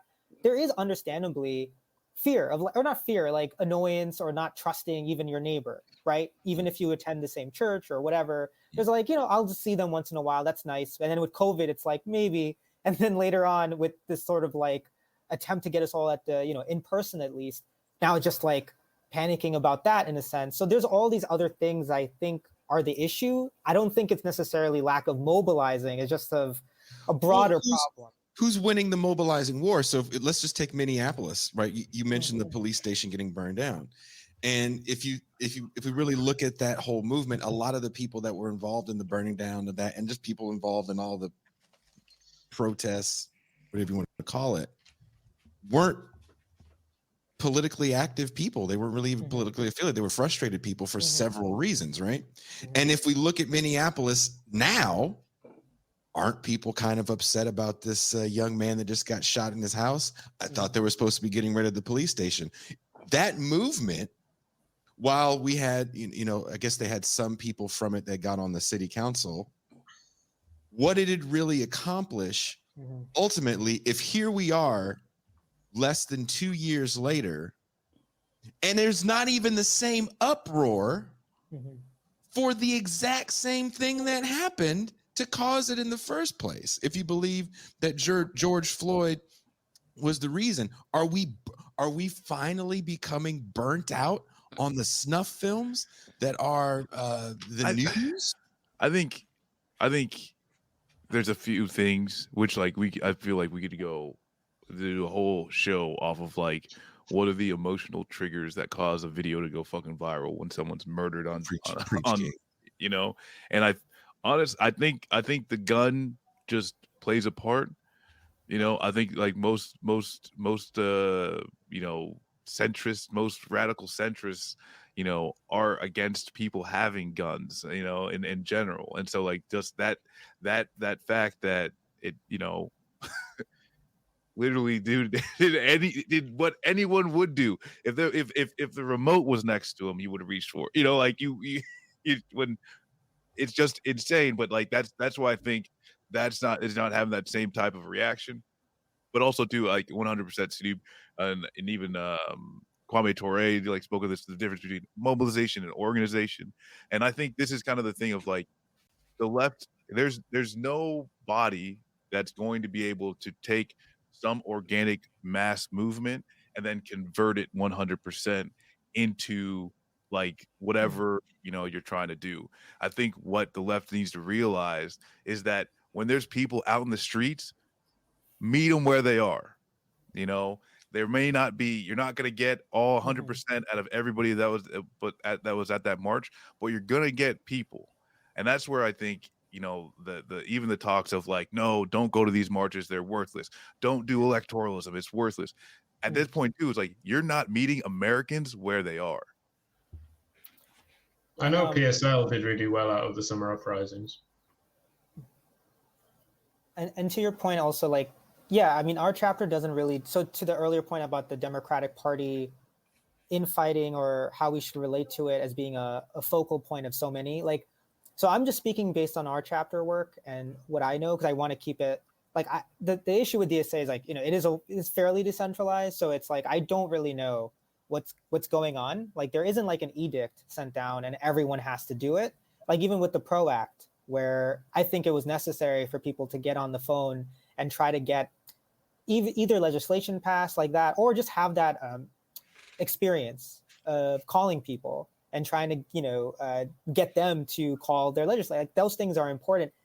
And even though our chapter we don't do electoralism right now, like we have, because it's also, we haven't found any good candidates. We just don't want to throw ourselves to people who will then just be like, and I felt that vibe for some folks. They're just like, oh, DSA, like, the way they say democratic socialist, I'm like, all right, well, you're saying it in a way like you just heard about it. I'm not trying to be weird, but if you're running for office, that it does matter then what you're saying, right? Like it's different from a person just coming in and being like, oh, I heard this is really cool, versus a guy who's like taking pictures with you and trying to like make it seem like your chapter is doing that.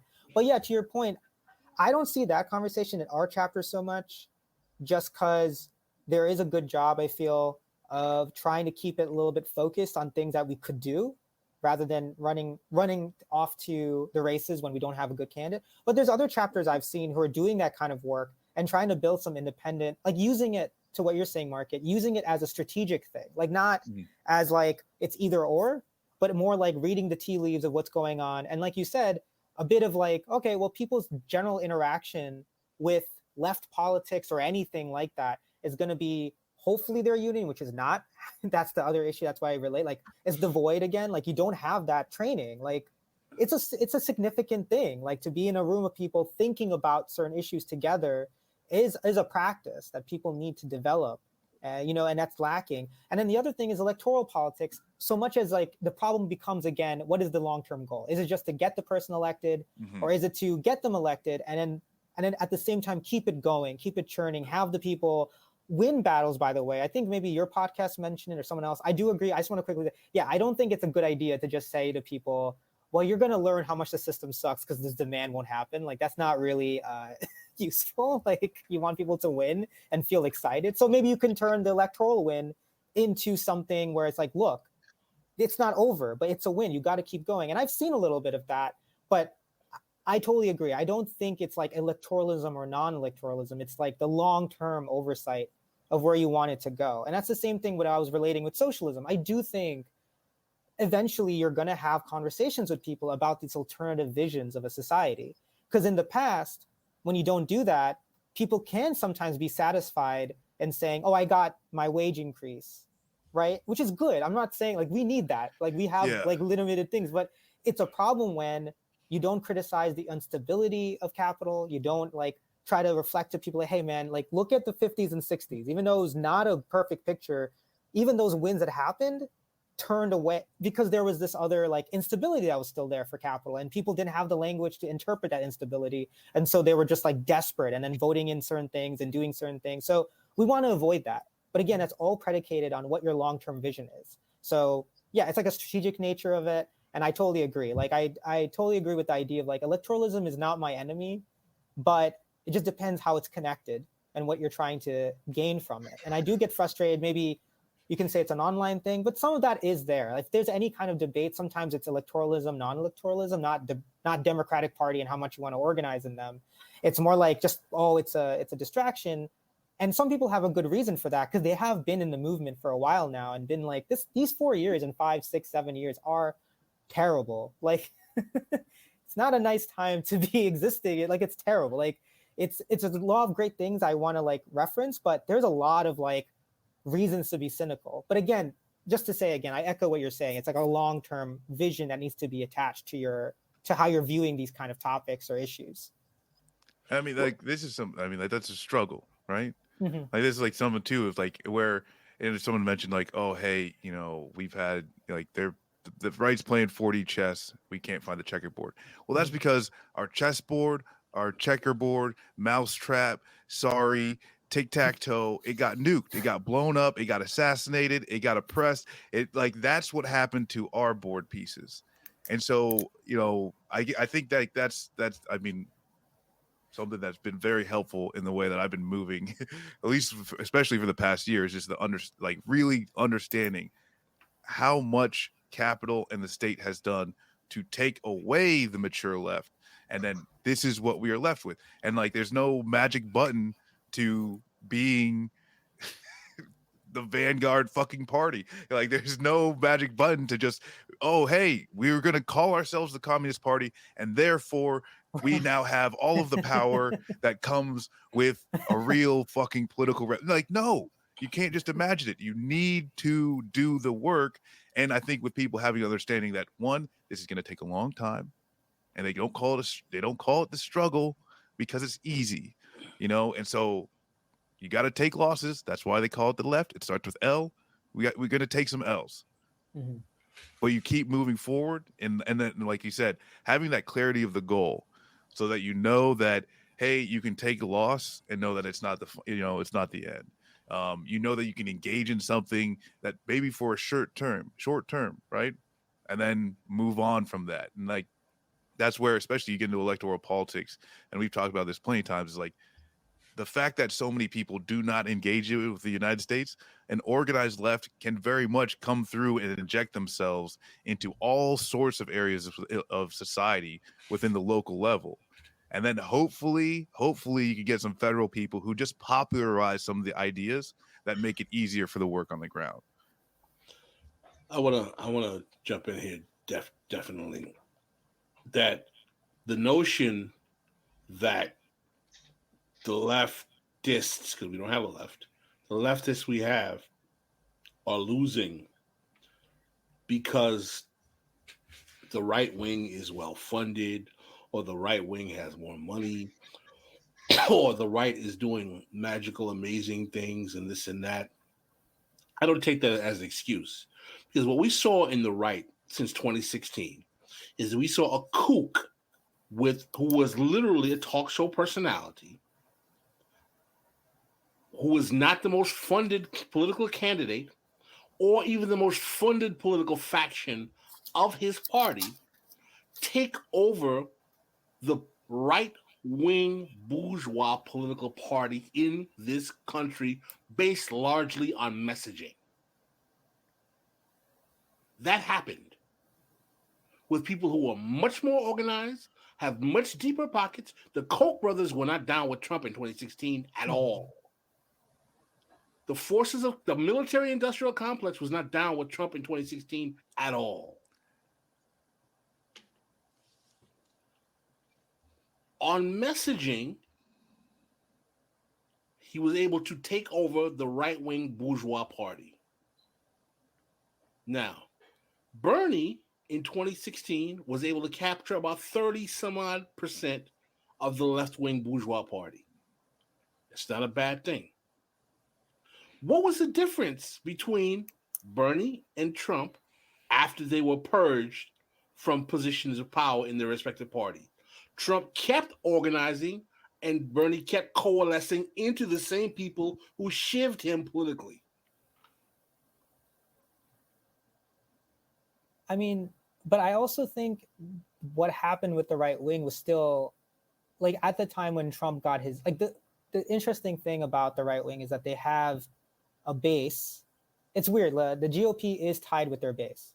No, they created a new base. The base that Trump created was not the same base. Right, but I'm not saying even that was a long-term project still of like what Marxist said of willing to fail. Like the Barry Goldwater race was a trial balloon of certain ideas.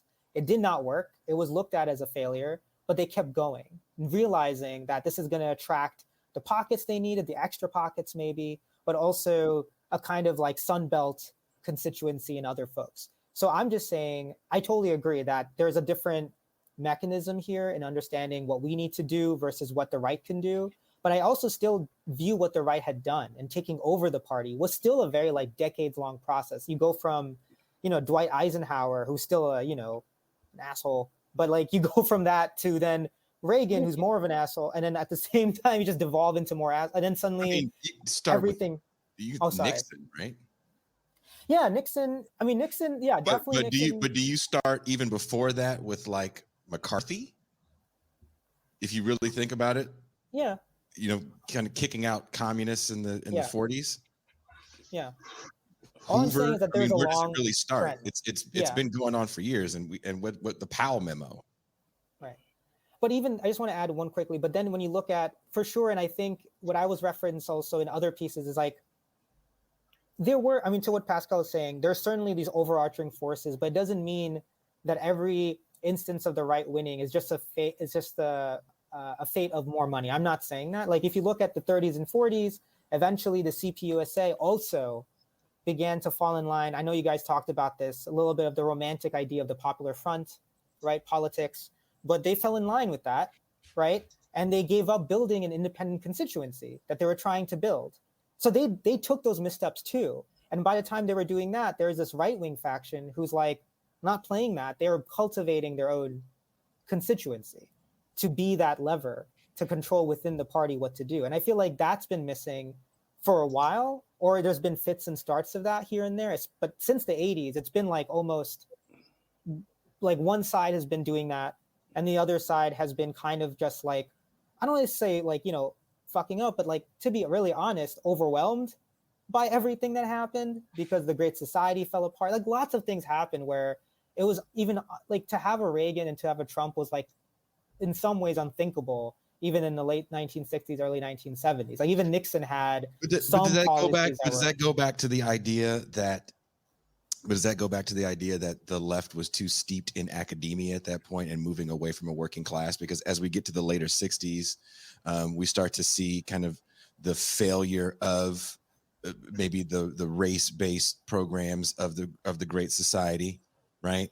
In the LBJ administration, and then you do get the rise of Reagan and the Goldwater Republican. That while they lose on Social Security and what becomes Medicare and Medicaid, they do keep hammering away at the quote unquote failures of public goods governance to the point where we are today, where unions are bad, public goods governance just helps people be children of the nanny state. Freeloaders. Yeah, freeloaders. Thank you. That's the word I'm looking for. Yeah, there is a book by Nelson Lichtenstein. He's a labor historian, and he does talk about there was a disconnect between some people.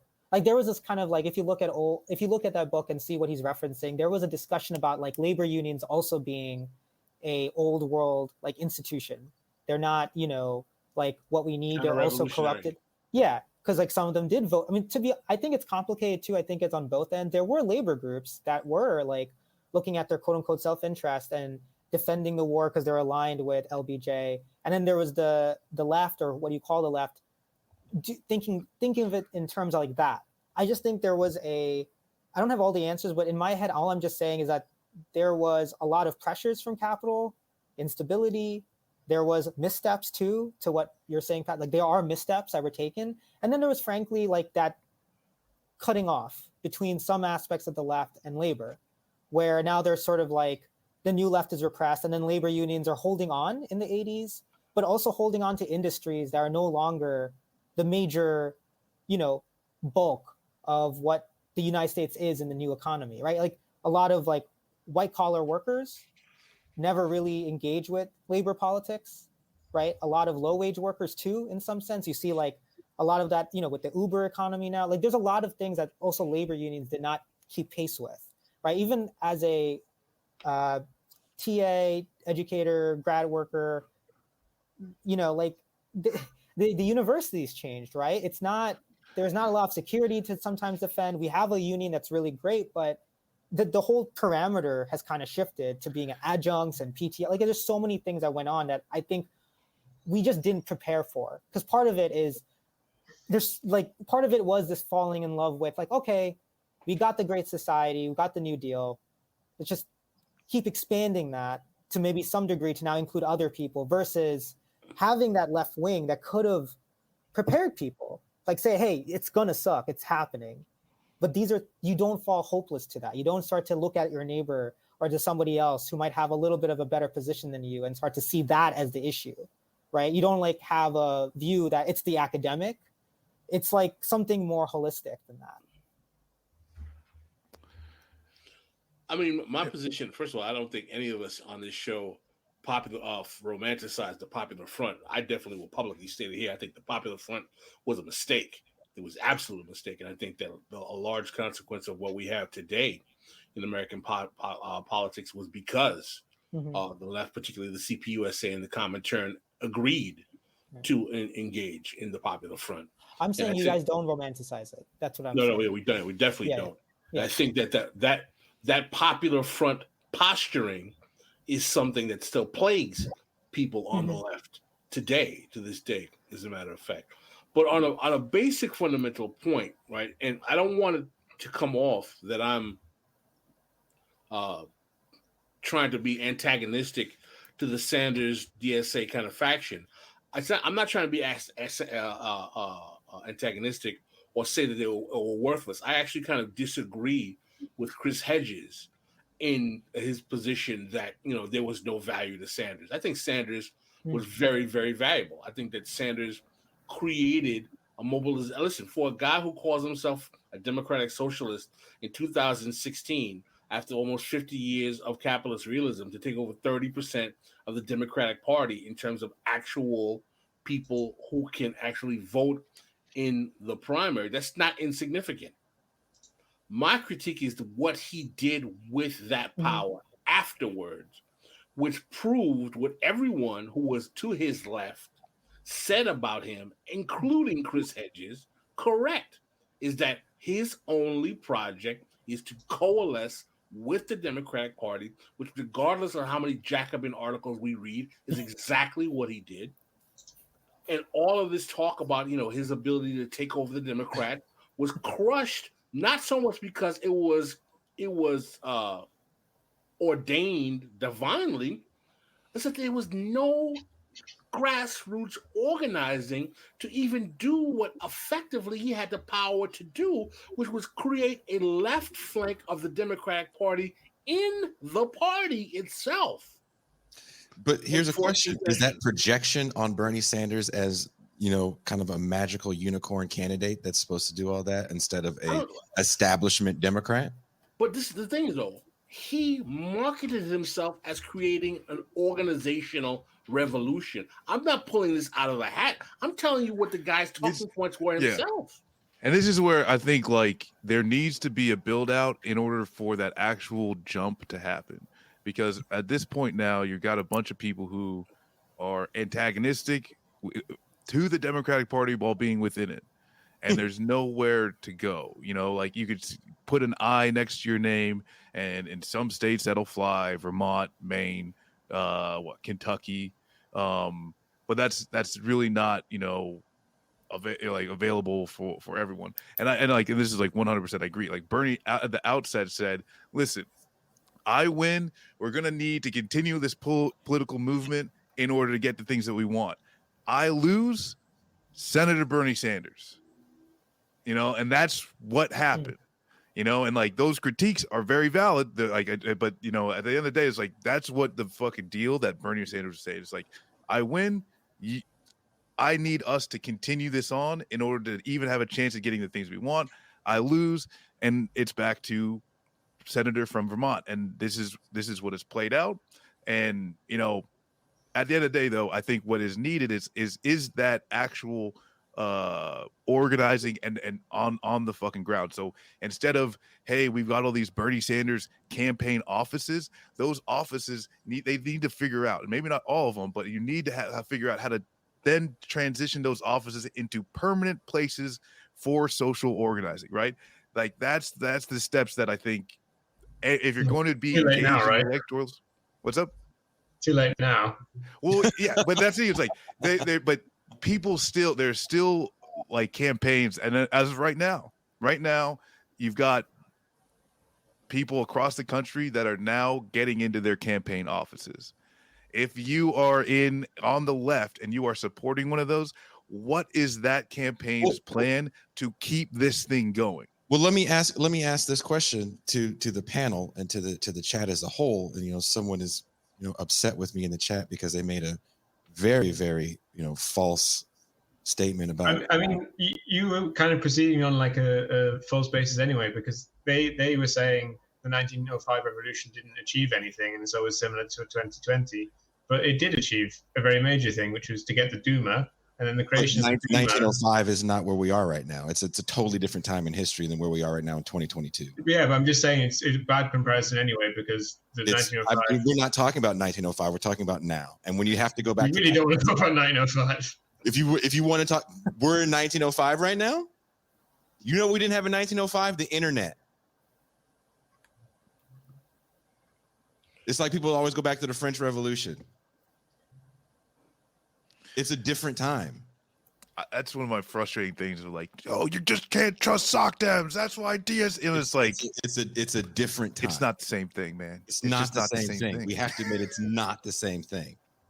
That police station burned down. and everybody patted themselves on the back, and the kid got shot by the police in the same city.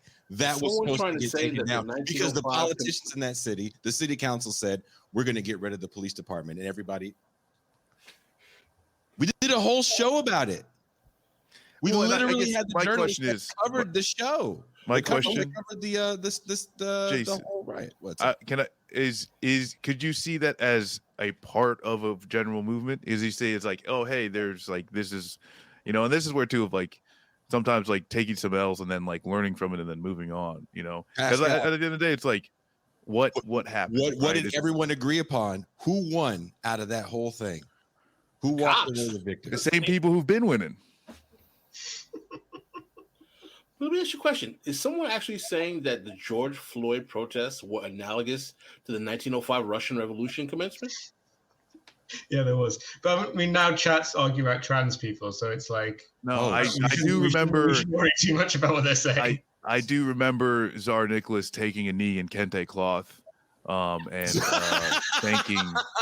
thanking some of the protesters that they murdered for their sacrifice. Yeah, yep. Sudip, I want to ask you this. I'm friends with another, kind of decent sized organizer, and he tells a very interesting story about how they were trying to fight. I think it was a pipeline, and they had stopped a construction crew. And when the construction crew couldn't do what they wanted to do, move forward over, then maybe they formed a chain. I forget exactly what they did. They all celebrated. And the construction crew just waited and laughed at them because they knew once they were done celebrating, they were going to do what the fuck they wanted to do anyway. Yeah.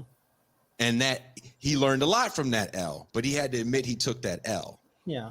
And I feel like a lot of people can't admit they're taking these L's because there's a lot of fucking celebrating. Yeah. I mean, we definitely talk about history. Everything has context, but we can't romanticize the past all the time. Right. I think to Stefan's point, I just think even in that context, it's a little bit of a misreading of history itself. Just like to say that everything started with 1917 and just that happened is also a problematic thing to think about. Like there is a lot of like reasons to understand that history with that, anti-colonial struggle.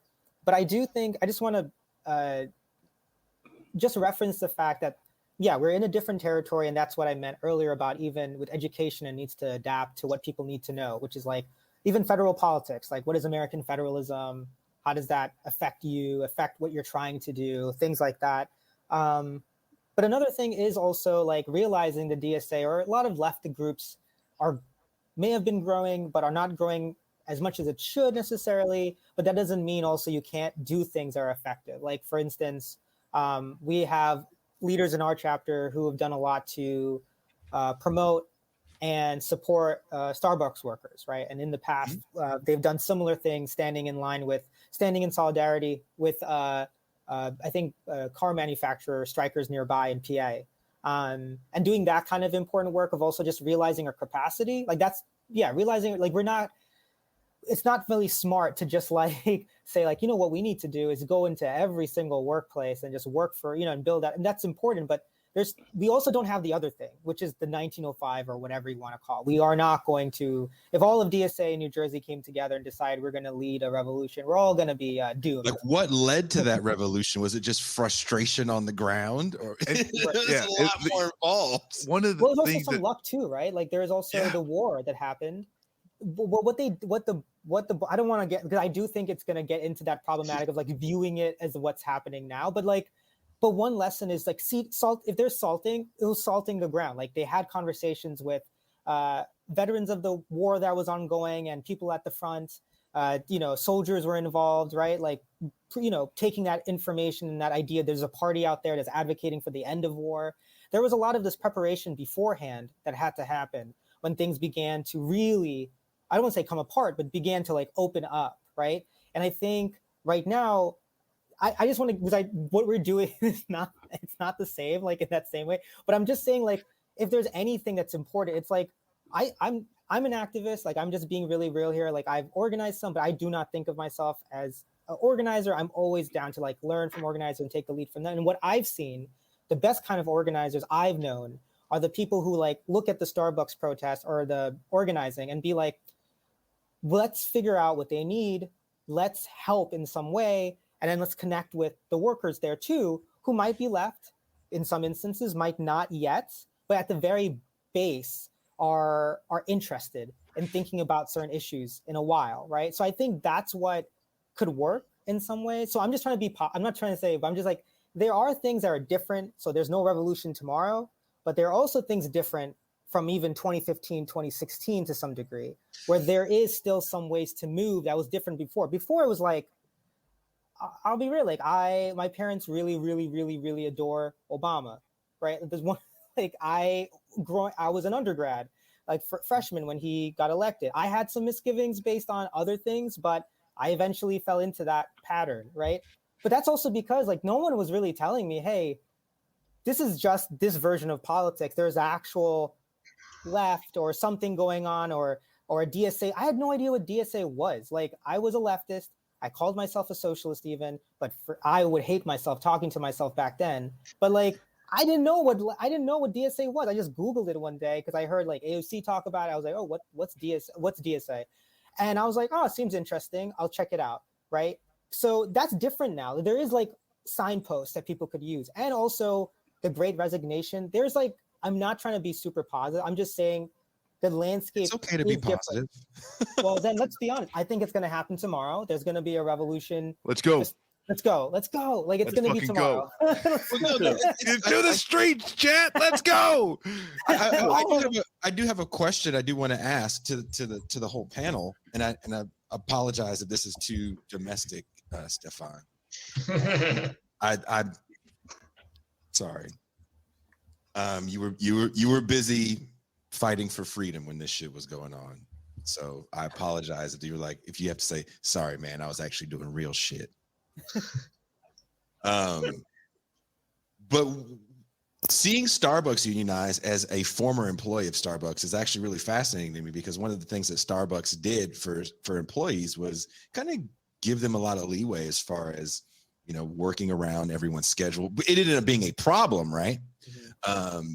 I actually have friends that have taken sabbatical that worked at Starbucks for so long. So seeing them unionize, how is Starbucks able to succeed, especially because you're constantly dealing with this population of workers that kind of don't, a lot of them I work with a lot of kids that worked like 3 hours a day. They just didn't care. This was like the little thing they did while they were going to school. So how does Starbucks win this war and Amazon fail so hard? Ooh, say it again for the people in the back.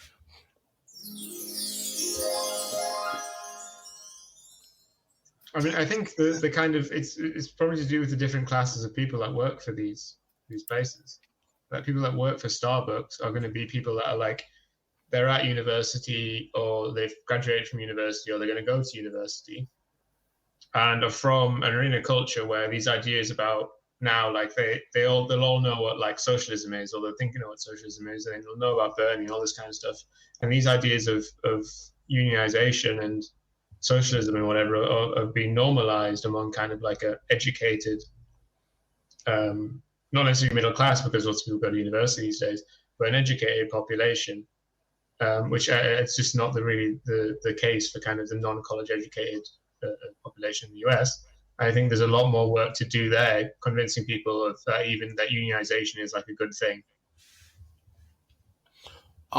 That's a very good answer, Stefan. The actual body politic that make up the labor at Starbucks being more proximate to ideological leftism because of the age makeup and cohort compared to Amazon. There might be older workers, more steep. I think concentration of capital might have something to do with it too, with Starbucks in terms of nature of work. I think it has something to do with it well in terms of like focusing a kind of sense of subservience at Amazon based on the kind of way I've seen that work is organized. It kind of has, I think it probably has like a kind of psychic toll on the labor in a way that Starbucks is kind of is different. So those things might be significant as well. But I also think that there was a lot more effort to create subterfuge in the Amazon and the Amazon campaign. And also, I think Starbucks also likes to project a certain type of image of crunchy munchy Birkenstockism a little bit, if you will. And it really would be very bad for the brand if this Seattle-based kind of, vibe was like. Yeah, they try to fucking smash them. Yeah, they try to smash them. So I think those are all of those. I guess we could call those atmospherics, maybe. Those atmospherics play a role, but those. I'm really fascinated by your. But they are trying that though, aren't they? Like one of the links I asked Jason to embed is like a link for a GoFundMe page for Memphis Starbucks. So I definitely think maybe there's a different ceiling or different base where they begin. So maybe Starbucks was maneuvering a little bit more before, but I don't think it's going to be like, I mean, they did try to fire those employees at Starbucks in Memphis. And that's the thing with, I guess you're referencing the Bessemer, Alabama one. Like the region is different. Like the South is hard to organize because it's, they're way more anti-union in a way. And the historically, the South has been extremely anti-union. Right. So I think that's a thing. And I think because from my experiences of like I went to one area that we were trying to help, one store, and it didn't seem like one person professorial, whatever, PMC thing. I don't think that was the issue. It was more like, I think some people are also just getting fed up in different ways. It's hitting it differently in some sense, because I don't know if it's even apt to compare, because Bessemer, the situation looks like there was a lot more subterfuge too, that I think now Starbucks might do. So we might have to wait and see what actually happens too. There could be a revving up of like, Bessemer, weren't those guys kind of some of the higher paid people? I mean, we have to keep in mind that, Amazon in certain places, especially in the South, where you have a minimum wage of probably $7 and change. If you're making $19 an hour, regardless of peeing in bottles, you're doing better. I worked in the South in 2007 on oil rigs, and I started at $7 an hour, and I worked 84 hours to 96 hours a week. Jason, you have a lot of fascination with urine today. What's up with that? Peeing in bottles, peeing in showers. What year was this? 2007. I ended up. You went on an oil rig in 2007 for $7 an hour. Overtime. I mean, was that like, were you working most of those work hours? Yeah, I could. Like doing shit? Yeah, doing shit. Yeah. Right, you should be in Starbucks. Yeah. But I think I got overtime after 40 hours, and I got 40 hours in like the second and a half day. Yeah. So then you're at time and a half, which was like $10 and change. Then I got a raise of $10 because I got a new position. But but in the South, I can actually say in the South, if you're making $19 an hour and if they are going to pay you overtime, you're not really going to push back as hard. And especially if people are frightening you with union dues, and you live in a region where it's not unionized. The Gulf of Mexico, not union. So oil field. Amazon's paid good here too compared to warehouses otherwise. I think, well, and something that Pascal had mentioned of the type of work that goes on, like working service industry, there's time availability for you to have multiple conversations with your coworkers. Even at the busiest times, you can still have conversations. The Amazon warehouses and the way that Amazon makes their warehouses and the amount of work they do, the time constraints, you got to get so many packages shipped and, go, or you're fired. It doesn't actually allow for that organizing, to happen, like really even on the ground, It's like everybody individually thinking this shit fucking sucks, but never having the conversation, Yeah, I was going to say the same thing that in Starbucks, you've just always got time, like the workers, to hang out and talk to each other. Yeah. I worked service industry for years, and even at the busiest times, I'm still like bartending, even at the busiest times, height of the night, me and my coworkers are still talking shit. Oh, hey, did you see that person? What's that goofy shirt? Oh, there's a hot girl over in that spot. Like, whoa, look, there's about to fart. We can still have conversations and we're moving. Amazon, like warehouses, that doesn't happen. And, that's where you got people who are just like, I'm just going to keep my head down and keep getting this paycheck. And also we have to add the, third party also puts a big, monkey wrench into a lot of this stuff. Back to the Gulf of Mexico, there's so many third parties that are involved in any oil rig operation. It's the drilling company and the fracking company are not the same. I worked for a third party as the quote unquote catering, cleaning staff. Pretty much any job that happens to drill a hole out, there's several different third parties that come in. So that does also make it harder to organize. I do want to say though, with the Starbucks thing, something that was really dope. Recently, they got a roastery, and one of the manufacturing teams that have joined the organizing effort or unionization effort. And this is like, I think that's where like I think is like a lot of importance to be put on what this whole drive and what's happening is because it's working its way up the supply chain at this point, and it's only one roastery, one manufacturing team, but hopefully that moves forward. And yeah, roastery is not just a factory where people make fun of each other, right? It's not where the jokes come in. The joke factory, but that's where it's like, okay, can we start talking about the shipping, teamsters, longshoremen? Can we then get to farmers? And if that point, it's like you go from, hey, we're demanding wages to, hey, we could probably just control this thing if we wanted to. I just wanted to say the 1905 Russian Revolution was a direct consequence of the humiliating loss to Japan.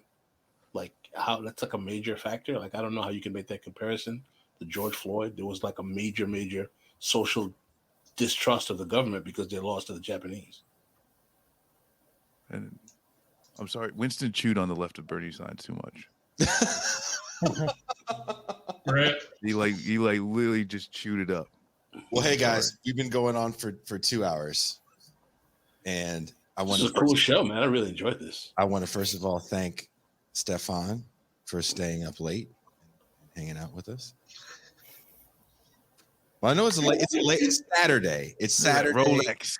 Oh my 7 p.m. You got the pimp in 1970s watch. Puffy. God damn. You call yourself a communist. How are you gonna be a fucking leftist? What? I'm sorry, I can't see. Oh, sorry. The shine. Oh, what is it? Oh, do you see the bling on my bling? Oh, my nigga's shining. Oh shit. Blink, blink, my dudes. Do you see the bling on my bling, mate?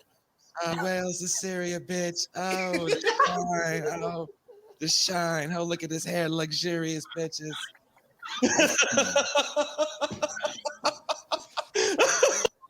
Oh shit.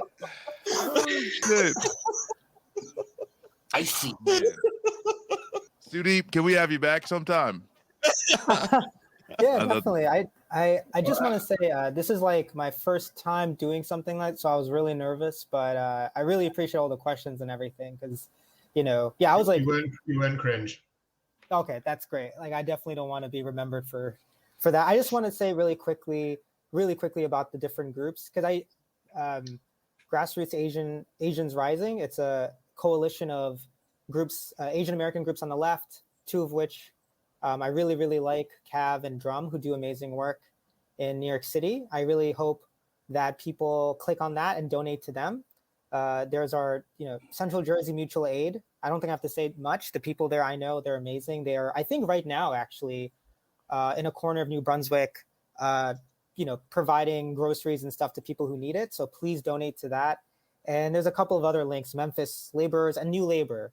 I know we talk a lot about labor organizing, and they organize workers in New Brunswick and other areas in New Jersey, and many of whom are Black and brown workers, many of whom are immigrant workers, and who really need, they're doing the work themselves, but every extra kind of funding is like amazing. So I'm just saying, again, there are things happening, but it goes up. It is, again, how well we want to actually fight back includes solidarity in this sense too. But I just want to say thank you so much for having me here. It's like, yeah, I've been watching you guys show and stuff, so really cool.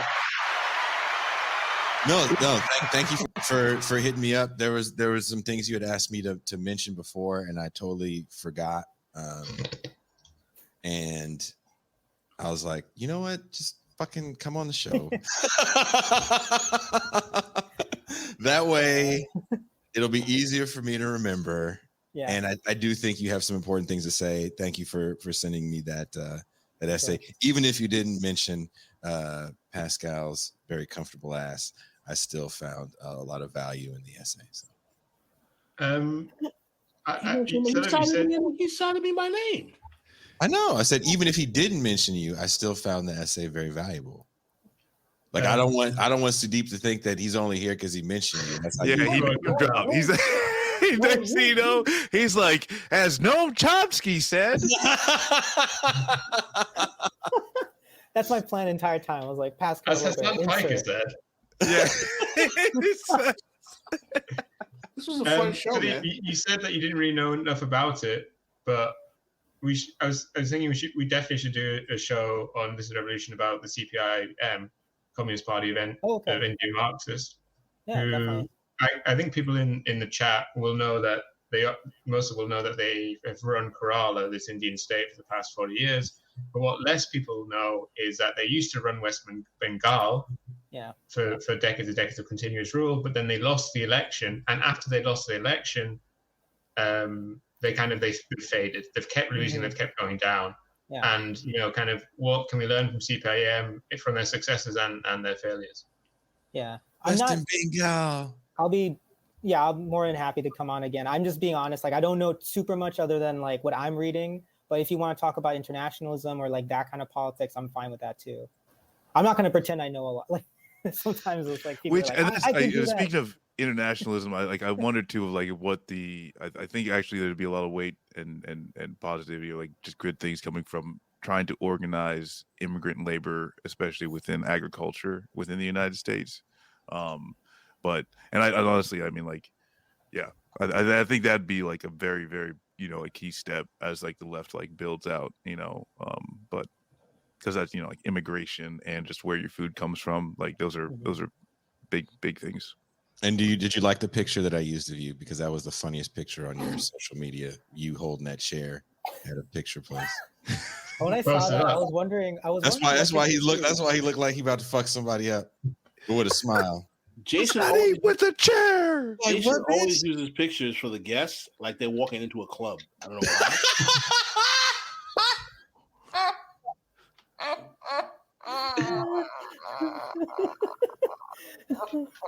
Oh my god! No, appreciate. I don't know what to say. I just saw that. I was like thinking, like, all right, that's fair enough. This is a pre-COVID pic.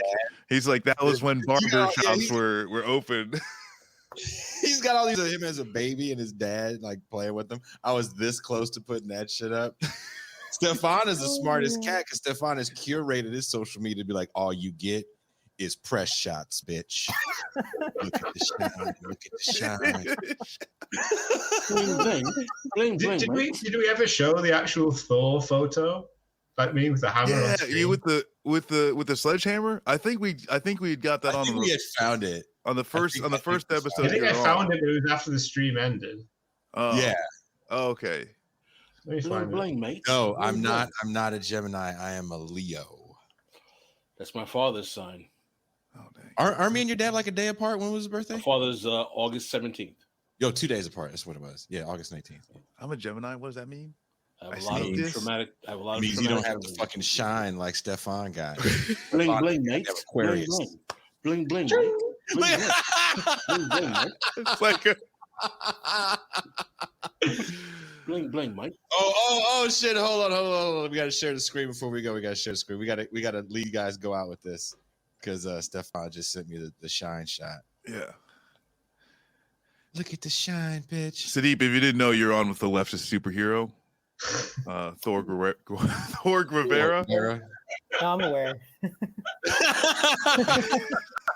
That's when I saw him jump in, I was like a little bit like, what am I gonna add to this? But Look at that shit right there. Look at shine, bitch. These are the only Stefan knows. Stefan's like, if I'm going on one of these shows, you bitches ain't gonna get my high school picture. You're not gonna get me in the 8th grade with my teeth looking fucked up. No.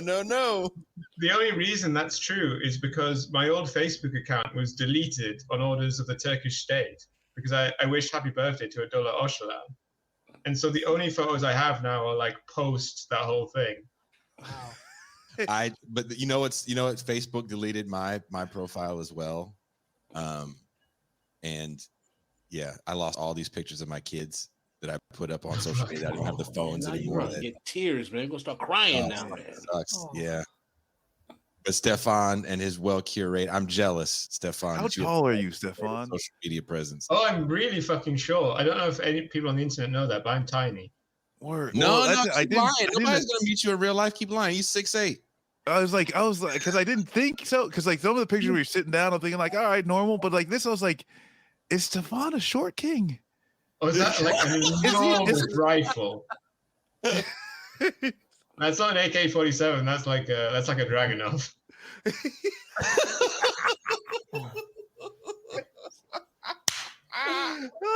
No, I was never. like, wait a minute. I'm over here wearing Oshkosh fucking fatigues.